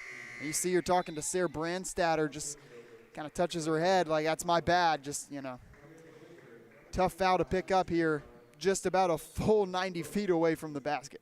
Yeah, I mean, we've said it time and time again today. Casey Kelly's everywhere, and it looks like she just wants to try and make something happen, and that is definitely the player that you would love to have on the court, especially at a time late in the game when it's a close game like this. Does send Taylor Dunn to the line. 6.5 points per game on the season for Dunn. Had 17 off the bench a couple of games ago against EMU and knocked down 5 triples in that game. Today have not called her name a ton, just her 3rd and 4th points there. And don't look now, Guilford able to extend the lead back up to 6. Kind of did it quietly, and they're doing it at the line. Lynchburg may need to try and get there on their own. Still haven't picked up that 3rd foul on Giannopoulou, but hey, the 3s have been falling. This time they go inside. Spainhour has her shot rejected, knocked out of bounds, and will stay here. So another block for the Guilford defense. They had 5. That will be the 6th. Spainhour inbounds it. Brandstatter, open look. 3, too strong, way too strong. Air ball there from Sarah Brandstatter, but getting going a little too fast. Collision on the floor. A whistle did come in, and they'll say foul. Unfortunate situation there for Macy Mullins going after the ball, but losing her footing there. I believe it was Walker. Mullins just couldn't stop her momentum. Obviously is a foul, just kind of a bummer there for Macy. There's not much she can do to avoid it, but that one unable to be corralled. You talk about unforced errors. That pass just a bit lazy for McMillan, and then I'll be honest, Ethan, I thought she could have gotten to it before it rolled out of bounds. She's just content to let it go, and now Lynchburg needs to make them pay, down by 6. Yeah, well, I think the heavy legs aspect of it comes into it, and we'll get a chance for a 3-point play. Say you got to make them pay. Got exactly what Lynchburg does. Sarah Brandstatter putting on a vintage performance right now. She did it all across the board in the first half. Now here in the second, she's starting to take it upon herself. She's got 12, picks up the 3rd foul of the game against Walker. So that's 3 on a player that has started every game other than this one here for Guilford. And now Lynchburg cuts that deficit in half. It's back down to 3. The Hornets continuing to stick around and capitalizing on the miscues from Guilford. Here's another one. 3-on-2 break for Lynchburg. Kaysen spotted up for 3. Harris pulls it up. Now Mullins, 3, unloads. Rims out again, the 3rd time today. She's had a shot rim out. Second chance opportunity again. The ricochet goes to Sever. She draws a foul, and she will shoot 2 with 65 seconds remaining in the 3rd quarter. Lynchburg can draw within 1 again, and Sammy Sever can bring her point total up to 8 in the 3rd quarter if she makes good on both right here. Yeah, we saw Olivia Harris get that steal before the foul and, hustled up here tried to get a fast break and then eventually slowed things down and eventually found an open look. And unfortunately, Lynchburg couldn't knock down the 3, but they ended up getting a bunch of rebounds and kept hustling like we always say, and it led to a foul and hopefully 2 points for Lynchburg. 2 steals on the day for Olivia Harris, a block as well. She and Casey Kelly each have 2 steals apiece and a block as well. So the defense has been solid for Lynchburg. Obviously the score may not necessarily reflect that, but when you take this many possessions, that's just going to happen. And Ashton Ziegler, what did that take, 6 seconds off the shot clock? She nails a triple. 50 seconds to go. Brooke Kaysen on an island near side, gives off to Sever. Contact, no foul. Open 3, Olivia Harris. Lynchburg would love it. Does not get it. Kaysen rebounds. Another rebound off of a 3-pointer. Harris puts it on the floor, strong to the basket. Olivia Harris having herself a heck of a day as well. Back and forth we go, 3-point lead. Lynchburg another steal. Hitting the ground is Walker, and Macy Mullins will slow it down. Yeah, we're going to have no shot clock here. That's definitely something you want to do with if you're Lynchburg, is slow the game down possibly. And see, we got a foul here. Yeah, Sammy Sever there made you stop in her tracks. I'm not sure if Lynchburg knew the shot clock was turned off. Sammy Sever got that ball and had one thing on her mind, getting to the basket. And you know what? You got to respect the aggression. If you're Lynchburg, I mean, yeah, down by 1 possession, you could milk this all the way down. Sever will get 2 shots, but Lynchburg most likely not going to have an opportunity to take the lead, though.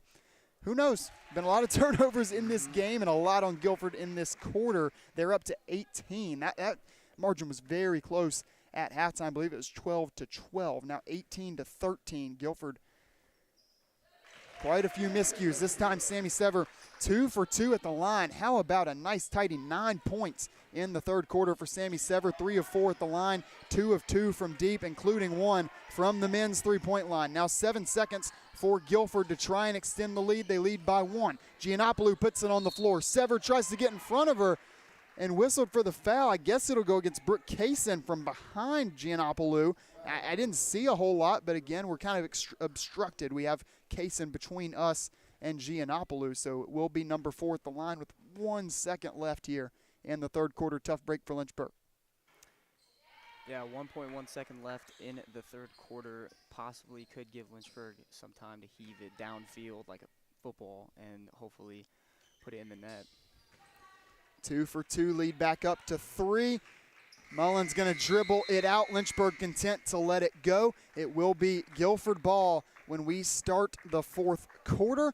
And man, we got a doozy, a barn burner in Turner Gymnasium. 3 points separate these two teams. It's been back and forth all the way through. Third quarter is even as they come, and we'll see if Lynchburg has another fourth quarter comeback or a fourth quarter explosion in store with 10 minutes to go. We will step away one more time by telling you our score after 3. It's Guilford 55, Lynchburg 52 on LHSN.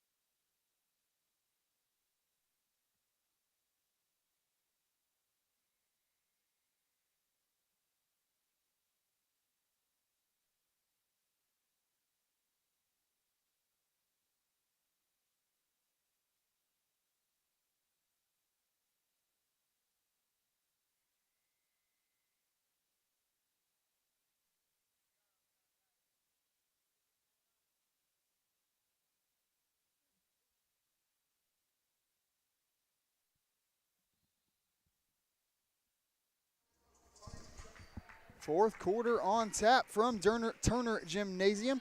Guilford with the lead. Guilford with the ball. Quakers trying to go to 6-1 on the year and pick up their third win in conference play. Lynchburg trying to get back above 500 at 5-4 and looking for ODAC win number 2.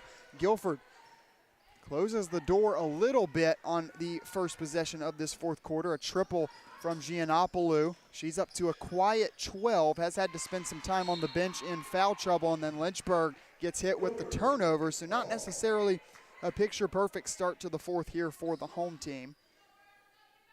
We'll see how much Lynchburg can lean on its defense. The offense, like we said, even really picking up there in that third quarter. Lynchburg exploding for 27, but Guilford answers them with 24 of their own. So the two teams combining for 51 after combining for right about that many after the first half. So big time third quarter for all you fans of offense, and I imagine there's a lot of you out there. That's sort of the way the game has skewed as of late when you just think globally.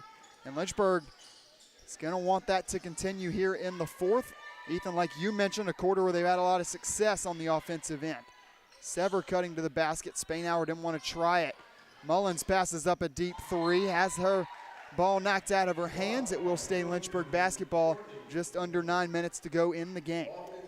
Yeah, another block from Guilford again there. I mean, it's almost like when you drive into the paint for Lynchburg, you have to not really expect to, but know that it's always a possibility with this team.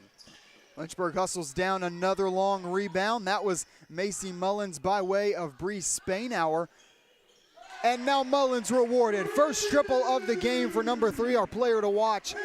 Has her second field goal of the day. It's been a tough day. A lot of those shots have been on line. They just keep rimming out, hustling after the loose ball there, but it's corralled first by Guilford. Might need to slam on the brakes. They will not. And then at the end of it all, Mullins whistled for the foul. It will be her third. And now both teams getting into a little bit of foul trouble here with still 8:28 to go in the game.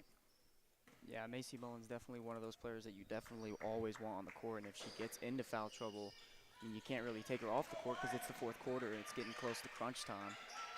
That was Lynchburg's 5th three of the second half, their 7th of the game, just 2 in the first half. That's been a big boost to this Lynchburg offense. They've taken a lot more. Took 11 in the third quarter to just 10 total in the first half. And a lot of times you might feel like that's a team settling for maybe not the easiest looks.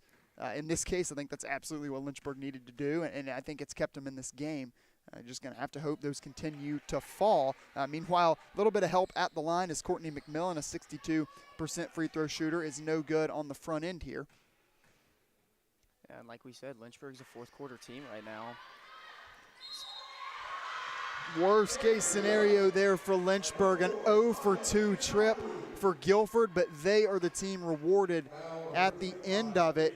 Giannopoulou out-hustles a pair of Lynchburg defenders. In Lynchburg's defense, she had all the size in that matchup.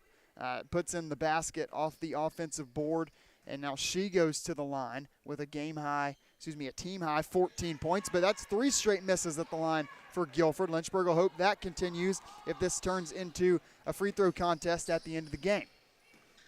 Yeah, Lynchburg definitely needs to capitalize. Sarah Brandstatter, she is feeling it today. Brandstatter has now gone off for 17. We saw Miles Taylor hit 27 against Ferrum for the men's team in the midweek action. Sarah Brandstatter says, I could score a little bit as well. She's done it in a variety of ways, just like Taylor did the other day, and it's been a pleasure to watch. Lynchburg trails by 3 and has the ball. They're going to say a double dribble going against Mullins, so indecision comes up and bites Lynchburg again. We'll get another chance to see 2 players that have been instrumental on the defensive side, Olivia Harris and Casey Kelly, each back into the game, while Sammy Sever and Bree Spainhour will hit the bench. So we'll see who guards Giannopoulou. Right now it's Casey Kelly again. It's 5 inches that separate the two of them, so Kelly's going to have her hands full. But Lynchburg, you still would think, wants to try and go after her on the other end. Casey Kelly, a little bit of trouble corralling that rebound. They're going to say Lynchburg ball.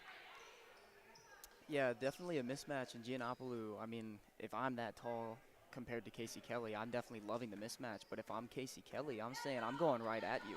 You're not going to get any easy boards off of me, and she's showing it right there. So here we go, Brandstatter, ball in her hand. She's 5 of her last 6, and she's gotten this Lynchburg offense going. She was open for a moment. Olivia Harris ran into a trap on a double team from Guilford. Casey Kelly shot off the mark, and she'll get hit with foul number 4. And again, on the other end of the basket, I applaud Kelly's effort. We know she's going to give you the hustle and the energy, but that's 2 fouls deep in your opponent's backcourt. You just got to avoid those. That's just, you're already up to 4 fouls now if you're Lynchburg. With 7:07 to go in the game, Hornets have no more fouls to give. The next one puts Guilford in the bonus. Again, neither of these teams fantastic at the line, and Guilford's missed its last 3 at the charity stripe, but you do not want to give them too many looks, especially with so much time left in the game. Brandstatter breaks on the ball, nobody near, just got to finish in close, and she does. 19 for Sarah Brandstatter, and the Roanoke transfer doing it all on the offensive side. Another steal for her, and she's got Lynchburg back within 1. You mentioned broken record earlier, Ethan. I think we're starting to feel like a broken record on saying Lynchburg keeps getting it within 1. Can they retake the lead? It starts here again on the defensive side. Brandstatter went after the steal again. Tip, rebound, great job by Giannopoulou extending that possession. Look at that mismatch. She's got the size. Lynchburg going to have to counter with some bigs here. They're going to need to do it quickly. Nobody at the scores table right now. And then Giannopoulou just picks the pocket of Brooke Kaysen. Heads up play there. Macy Mullins able to hustle it down in the backcourt. And now, for a rare occasion, Lynchburg going to slam their foot on the break. 13 on the shot clock. Mullins goes inside. Harris thought about the extra pass, runs the baseline, rejected again. 9th block of the day for the Quakers.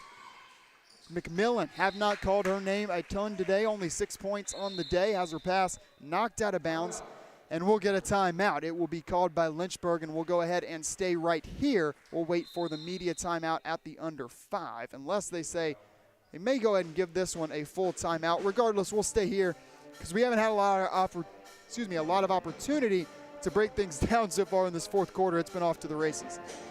Yeah, I mean, something that, pops out to me, and you were talking about it earlier, is foul trouble. I mean, Lynchburg's already had 4 fouls this quarter, and then you look at number 20, Casey Kelly. She's got 4 fouls. She's in foul trouble already, and there's still 5 minutes and 51 seconds left. And in basketball, that's a long time. I mean, a couple seconds on the clock can mean a matter of minutes in basketball.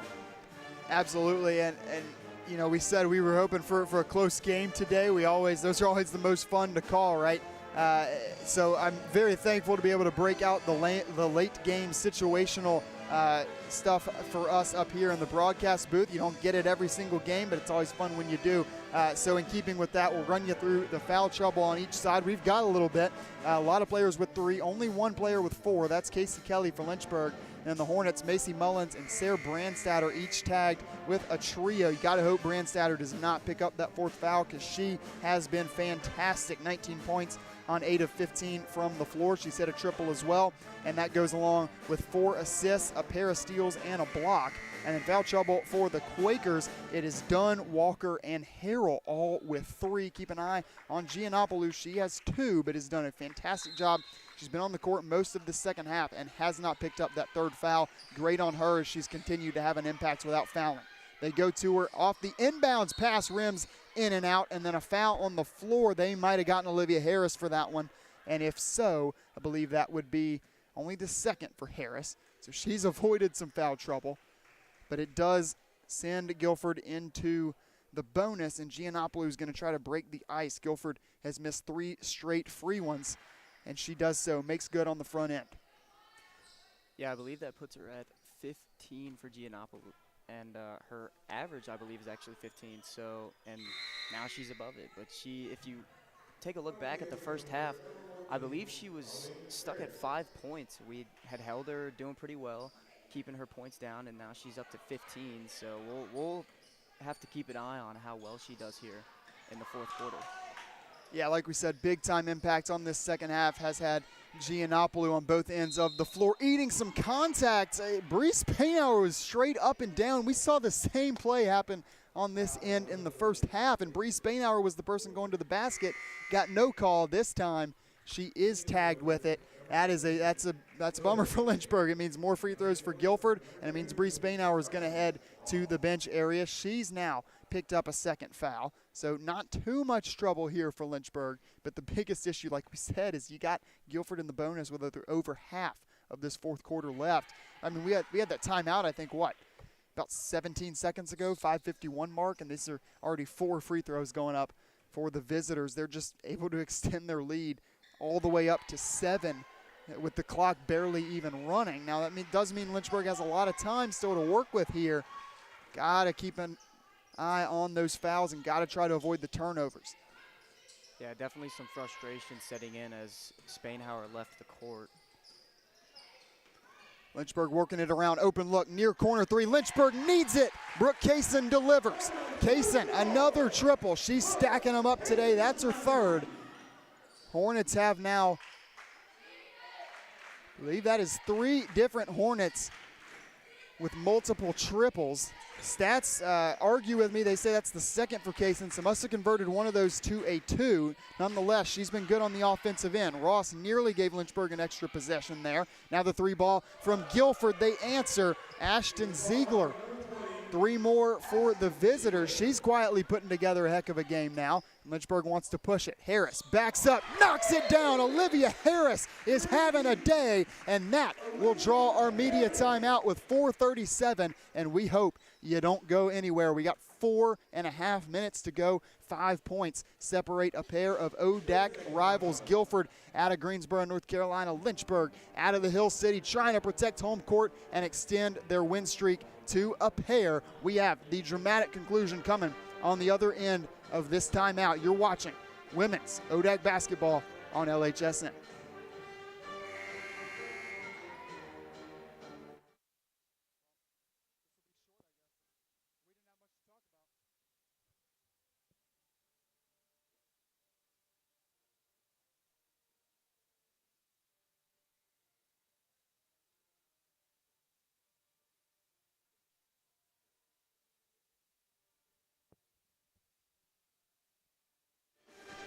Well, lucky for all of you at home, we welcome you back into the broadcast booth quickly.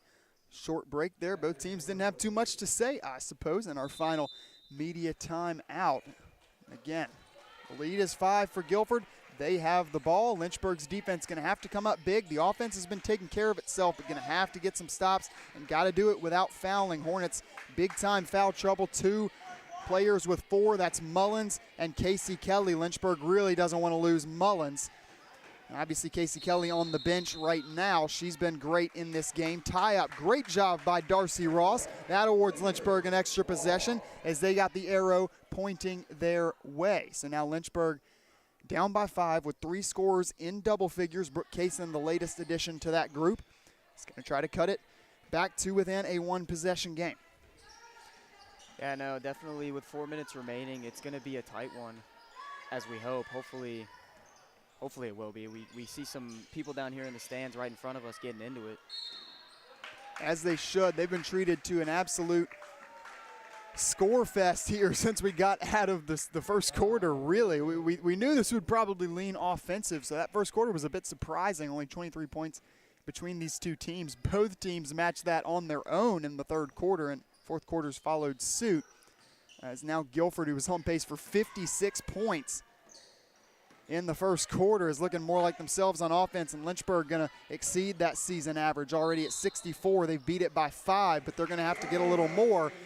Going to be helped out by a travel going against Giannopoulou after a bad situation there for Lynchburg. Pass got away from them. Acrobatic play to just avoid the backcourt violation there from Brandstatter, and Hornets, credit to them, were able to avoid a run out there for Guilford. Do get hit with the turnover. So Olivia Harris tries to sell a little bit of contact from Dunn. Not much there. Good job by our officials today regulating this game. Yeah, Lynchburg definitely catching a lucky break after that turnover that they had here at half court. Making the play on the ball and unable to come up with it. That was a dangerous situation for Guilford. Now one-on-one. Everybody else catches up. Thought about a 3. Good job closing out by Lynchburg. Extra pass. Puts it on the floor. Strong to the basket. Does not convert. But Taylor Dunn back to the free throw line. We'll see who they get with the foul.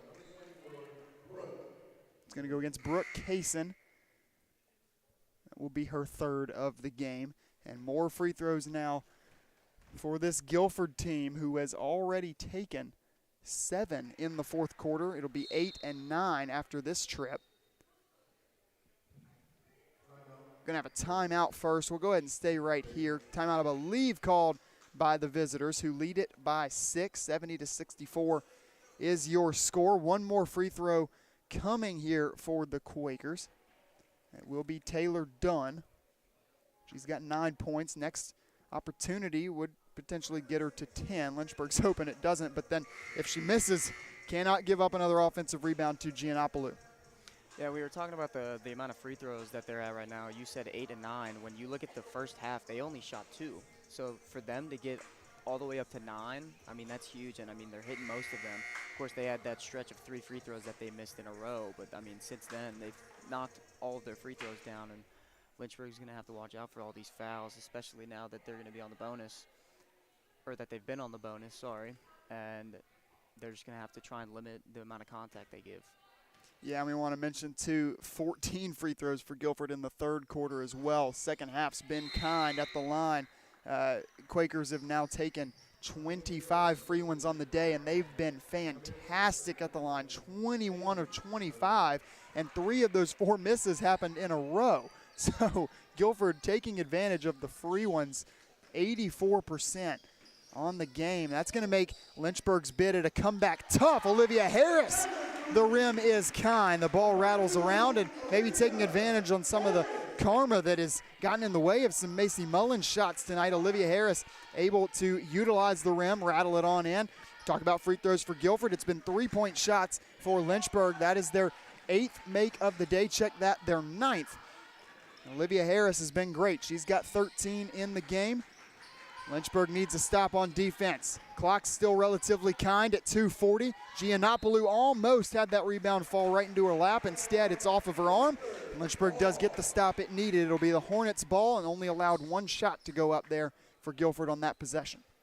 Yeah, you talk about how it's the stop they needed. If they can get some points here, whether that's 2, 3, or obviously possibly 4-point player, definitely possibilities here. You know, definitely something that you want to have here for Lynchburg.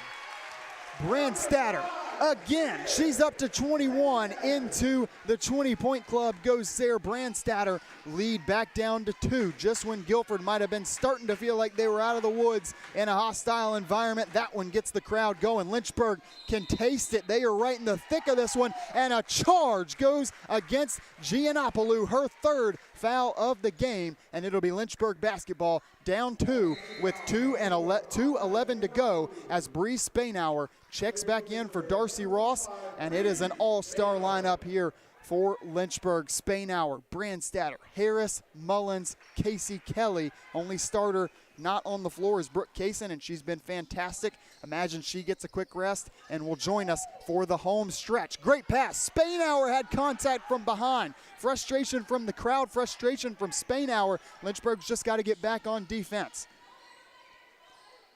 Tough day with the officials here for Bree Spainauer. She's done well to get inside. That time had the contact coming from behind. No whistle. Guilford can try to extend the lead. Under 2 minutes to go. Sorry about that. I was going to say it's definitely getting into crunch time here for both teams. As interesting, felt like a bit of a settle shot, but you know what we say, any shot that goes in is a good shot. That's what Giannopoulou's saying there. She's up to 18 points. 3 fouls in the game. Unless this one goes to overtime, that likely will not matter. Lynchburg's going to have to score a couple quick buckets to try and make that happen. Mullins lost her defender. Good look at a shot. Unable to convert, and then Guilford just about promptly turned it back over. And now 67 seconds. Lynchburg. We're going to see what the call is. A lot of pointing both ways. Looks like timeout was called by Guilford. That just about was going to be a 10-second violation. Absolutely no urgency from the visitors. You kind of saw it right after the rebound, just kind of stood there for a second. And the pressure from Lynchburg at least forces Guilford to use another timeout. And like I was saying earlier before Giannopoulou made that shot, it's getting into crunch time with 1 minute and 5 seconds remaining. And we're going to try and see from both teams who's going to be the player that wants to score the point or get the huge block or get a huge rebound or a nice assist. I mean, any of these teams will take any of that, but we're going to see which player, hopefully on Lynchburg, wants to take that clutch shot and bring this lead down to 2 or 1. Well, you saw Sarah Brandstatter. You can still see her there, number 5 in white. A little bit of a tough start for her. She got off, I believe it was just a 2 for 8 start. Well, she's been 7 of her last 8. She is putting together something spectacular with 21 points, 5 assists, 2 steals, and a block. Doing it all, stuffing the stat sheet as she always does here for Lynchburg. But it's going to have to start on defense. Another steal, another block, whatever she can give to her team. Maybe a 5-second violation. That will not be the case. Good job inbounding it there. Is Ziegler straight to the basket. No good on the shot. And Bree Spainhour says once again, look, I'm straight up and down. She is whistled for the foul, and it came down a bit late. So Spainhour gets hit with another one, just her second. But more free throws here for Guilford. Yeah, definitely a frustrating day for Spainhour. She's shooting 1 for 8 from the field. Luckily, that one shot that she's made was the triple here in the corner. Yeah, it's been tough. She's been tasked with a tough assignment. You know, we know the rebounding acumen on this Guilford team. Several players that can do it. And Lynchburg, you know, we knew coming in that was just going to be a spot that just from a matchup perspective, they were going to be hard. It's going to be hard to match up there. Lynchburg was going to need to lean a little bit on the outside shooting, and credit to them, getting a lot of points that they might not have been counting on from in the paint. You know, Sarah Brandstatter delivering a lot on her own, but a lot of these Lynchburg players looking first to go for the easy ones inside before settling for something on the outside. Brandstatter does so there, but it's no good. Now the clock big time in the favor of Guilford. They nearly turn it over, but do not. Lynchburg kind of got a foul, and that's a good person to give the foul. Spainhour only her third, but with 47 seconds, a 6-point lead. Guilford is going to be shooting a pair at the line again, where they are 23 of 27 today. And after Lynchburg controlled the free throw attempts in the first half, it's now 27-12 for Guilford, and that number probably only going to increase. Good on the first one goes Zoe Bayer. I have not called her name a ton, the 5'7" freshman from France, and then more recently Winston-Salem Christian Academy, one of 3 from Winston-Salem Christian players on these 2 rosters today. Lynchburg's got Mackenzie Brundage from there. But we'll see if we unpack that at a later date. Crushing blow for Lynchburg, who just might be out of steam. Macy Mullins travels. It's an 8-point game. That's the mountain Lynchburg's going to have to climb. They have got to force some turnovers because Guilford continues to make them pay at the line, and all the credit in the world to the Quakers in that regard. Nearly a 5-second violation, and then selling out on the steal, unable to come down with it. Good defense without fouling for Casey Kelly, but instead more and more time coming off the clock. Brandstatter trying to foul Giannopoulou, passing around the hot potato. Casey Kelly's got a foul. She would have fouled out if she gave it, and now with 25 seconds to go, Brandstatter gives it. I don't know, it's a tough call. I know Casey Kelly knows she's sitting there with 4, but at that point in the game, you kind of just got to give it up and try to send him to the line. Allows a lot more time to come off the clock.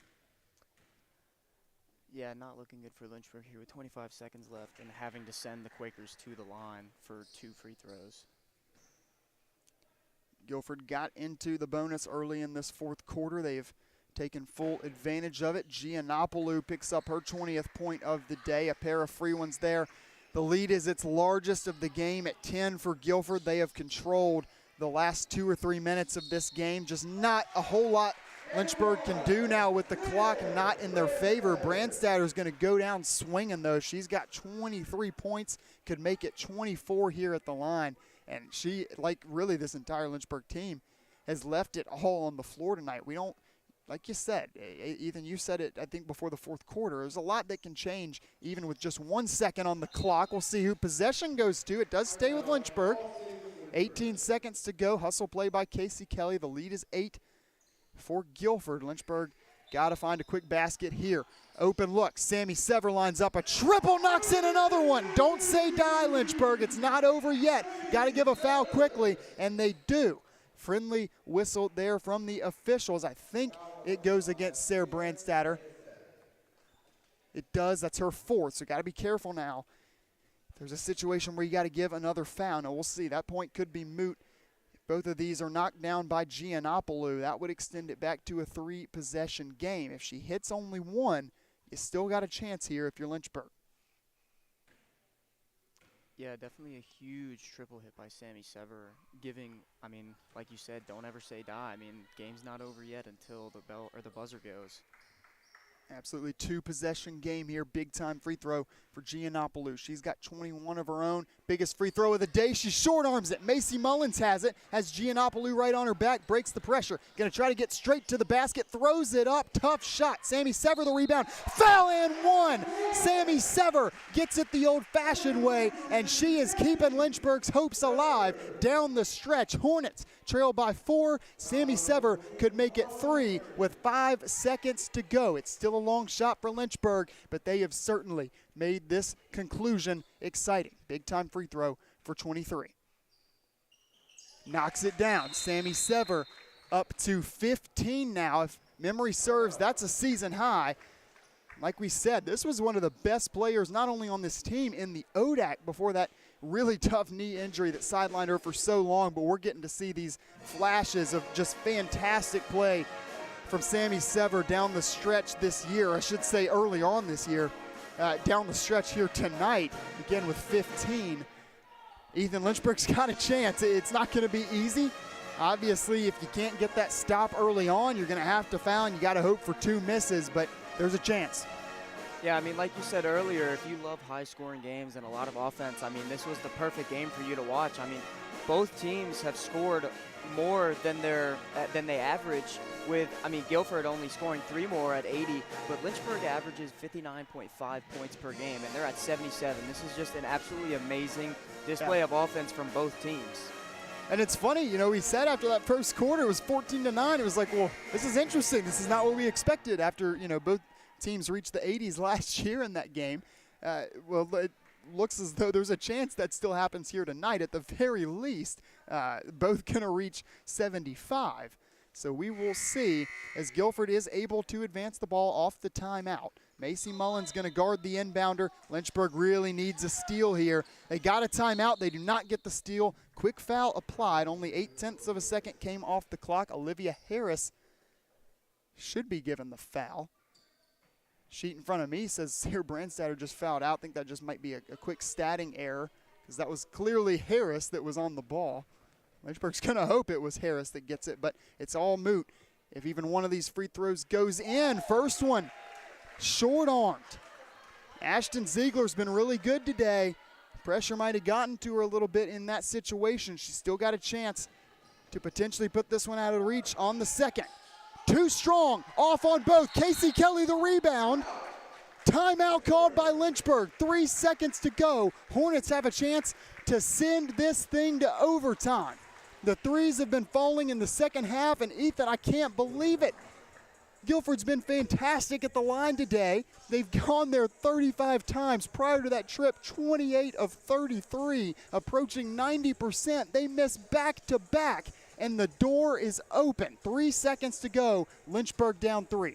Yeah, just possibly a lack of mental focus there on those 2 free throws, and it gives Lynchburg a chance with 3.4 seconds to hopefully tie it up. And it just makes you wonder what's their coach drawing up over here as we see it on the screen right now. We don't know, but we're hoping they get it to one of their better shooters. I mean, there are plenty that you can choose from that can take a triple here.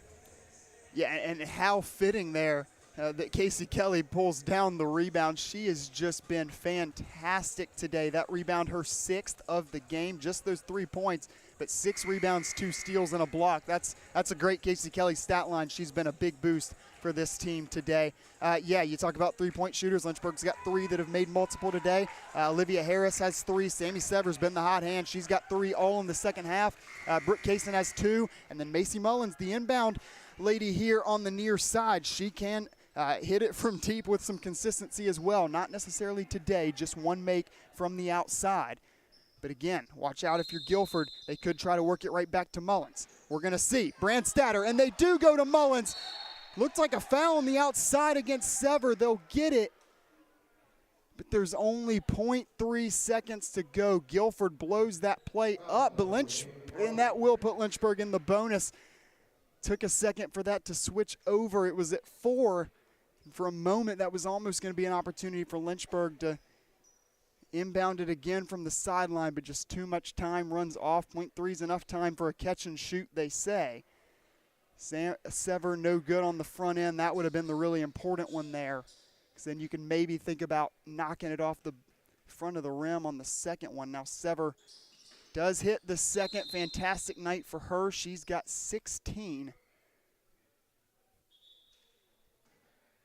But with 0.3 of a second to go, Guilford, all they're going to have to do is pretty much have somebody touch the ball. Not much Lynchburg can do. Guilford runs it out. And in a game that was fantastic from start to finish, Lynchburg, what a comeback effort once again in the fourth quarter. It comes up just short. A crushing blow if you're Lynchburg. You got to garner some confidence from sticking with a team of the caliber of Guilford. And Lynchburg did everything it could to give itself a chance at the end. But Guilford on the final defensive possession just blows that play up on the near side. Yeah, an outstanding performance from both these teams. Unfortunately, it didn't go Lynchburg's way towards the end with that Quaker defense, but I mean, an absolutely outstanding game from both sides. When you look at Giannopoulou having 21 points, 7 rebounds, 4 assists, you know, they kept her to a decently low point total at the first half, like we said earlier, and then she just took off and said, I'm going to control this game, and she did with 21 points.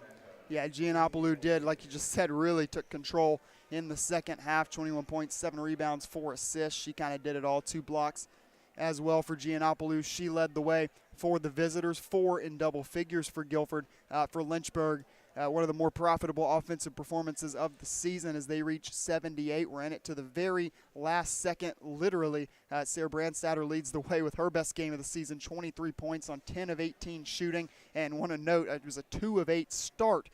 So 8 for 10 down the stretch there for Brandstatter. She was just fantastic. It was 4 in double figures for Lynchburg as well, as Olivia Harris, Sammy Sever, and Brooke Kaysen all joined Sarah Brandstatter in double digits. And the rest of Brandstatter's stat line, she had 2 boards, 6 assists, pair of steals, and a block, as again another stat-stuffing performance from the Roanoke transfer for Lynchburg. Hornets will drop to 4-5 on the year. They pick up their 4th ODAC loss early in the season. Like we said, they were in it from start to finish, and you hate to not come away with the win, but a valiant effort by Lynchburg. And Guilford, credit to them, they do get the win and improve to 6-1, 3-1 in ODAC play. They've won a pair of games in a row and off to a great start as they try to follow up a 20-win season from last year. This will do them a lot of favors in the ODAC standing. But it is a Saturday, and we don't want to keep you for too much longer. Finals coming up for both Ethan and I. So, I'm not sure exactly what all you have on tap, Ethan, but, like we just said, we don't want to hold everybody too long. Want to give a big-time thank you to our entire LHS and Craft staff, both student and otherwise. Are the best in the business, and we'll go ahead and sign off for the final time today on a fantastic instant classic here that Lynchburg does drop by a final score of 80-78. So for Ethan Moratsky, I am Sam Graham, wishing you a fantastic rest of your afternoon, and we will see you next time on LHSN.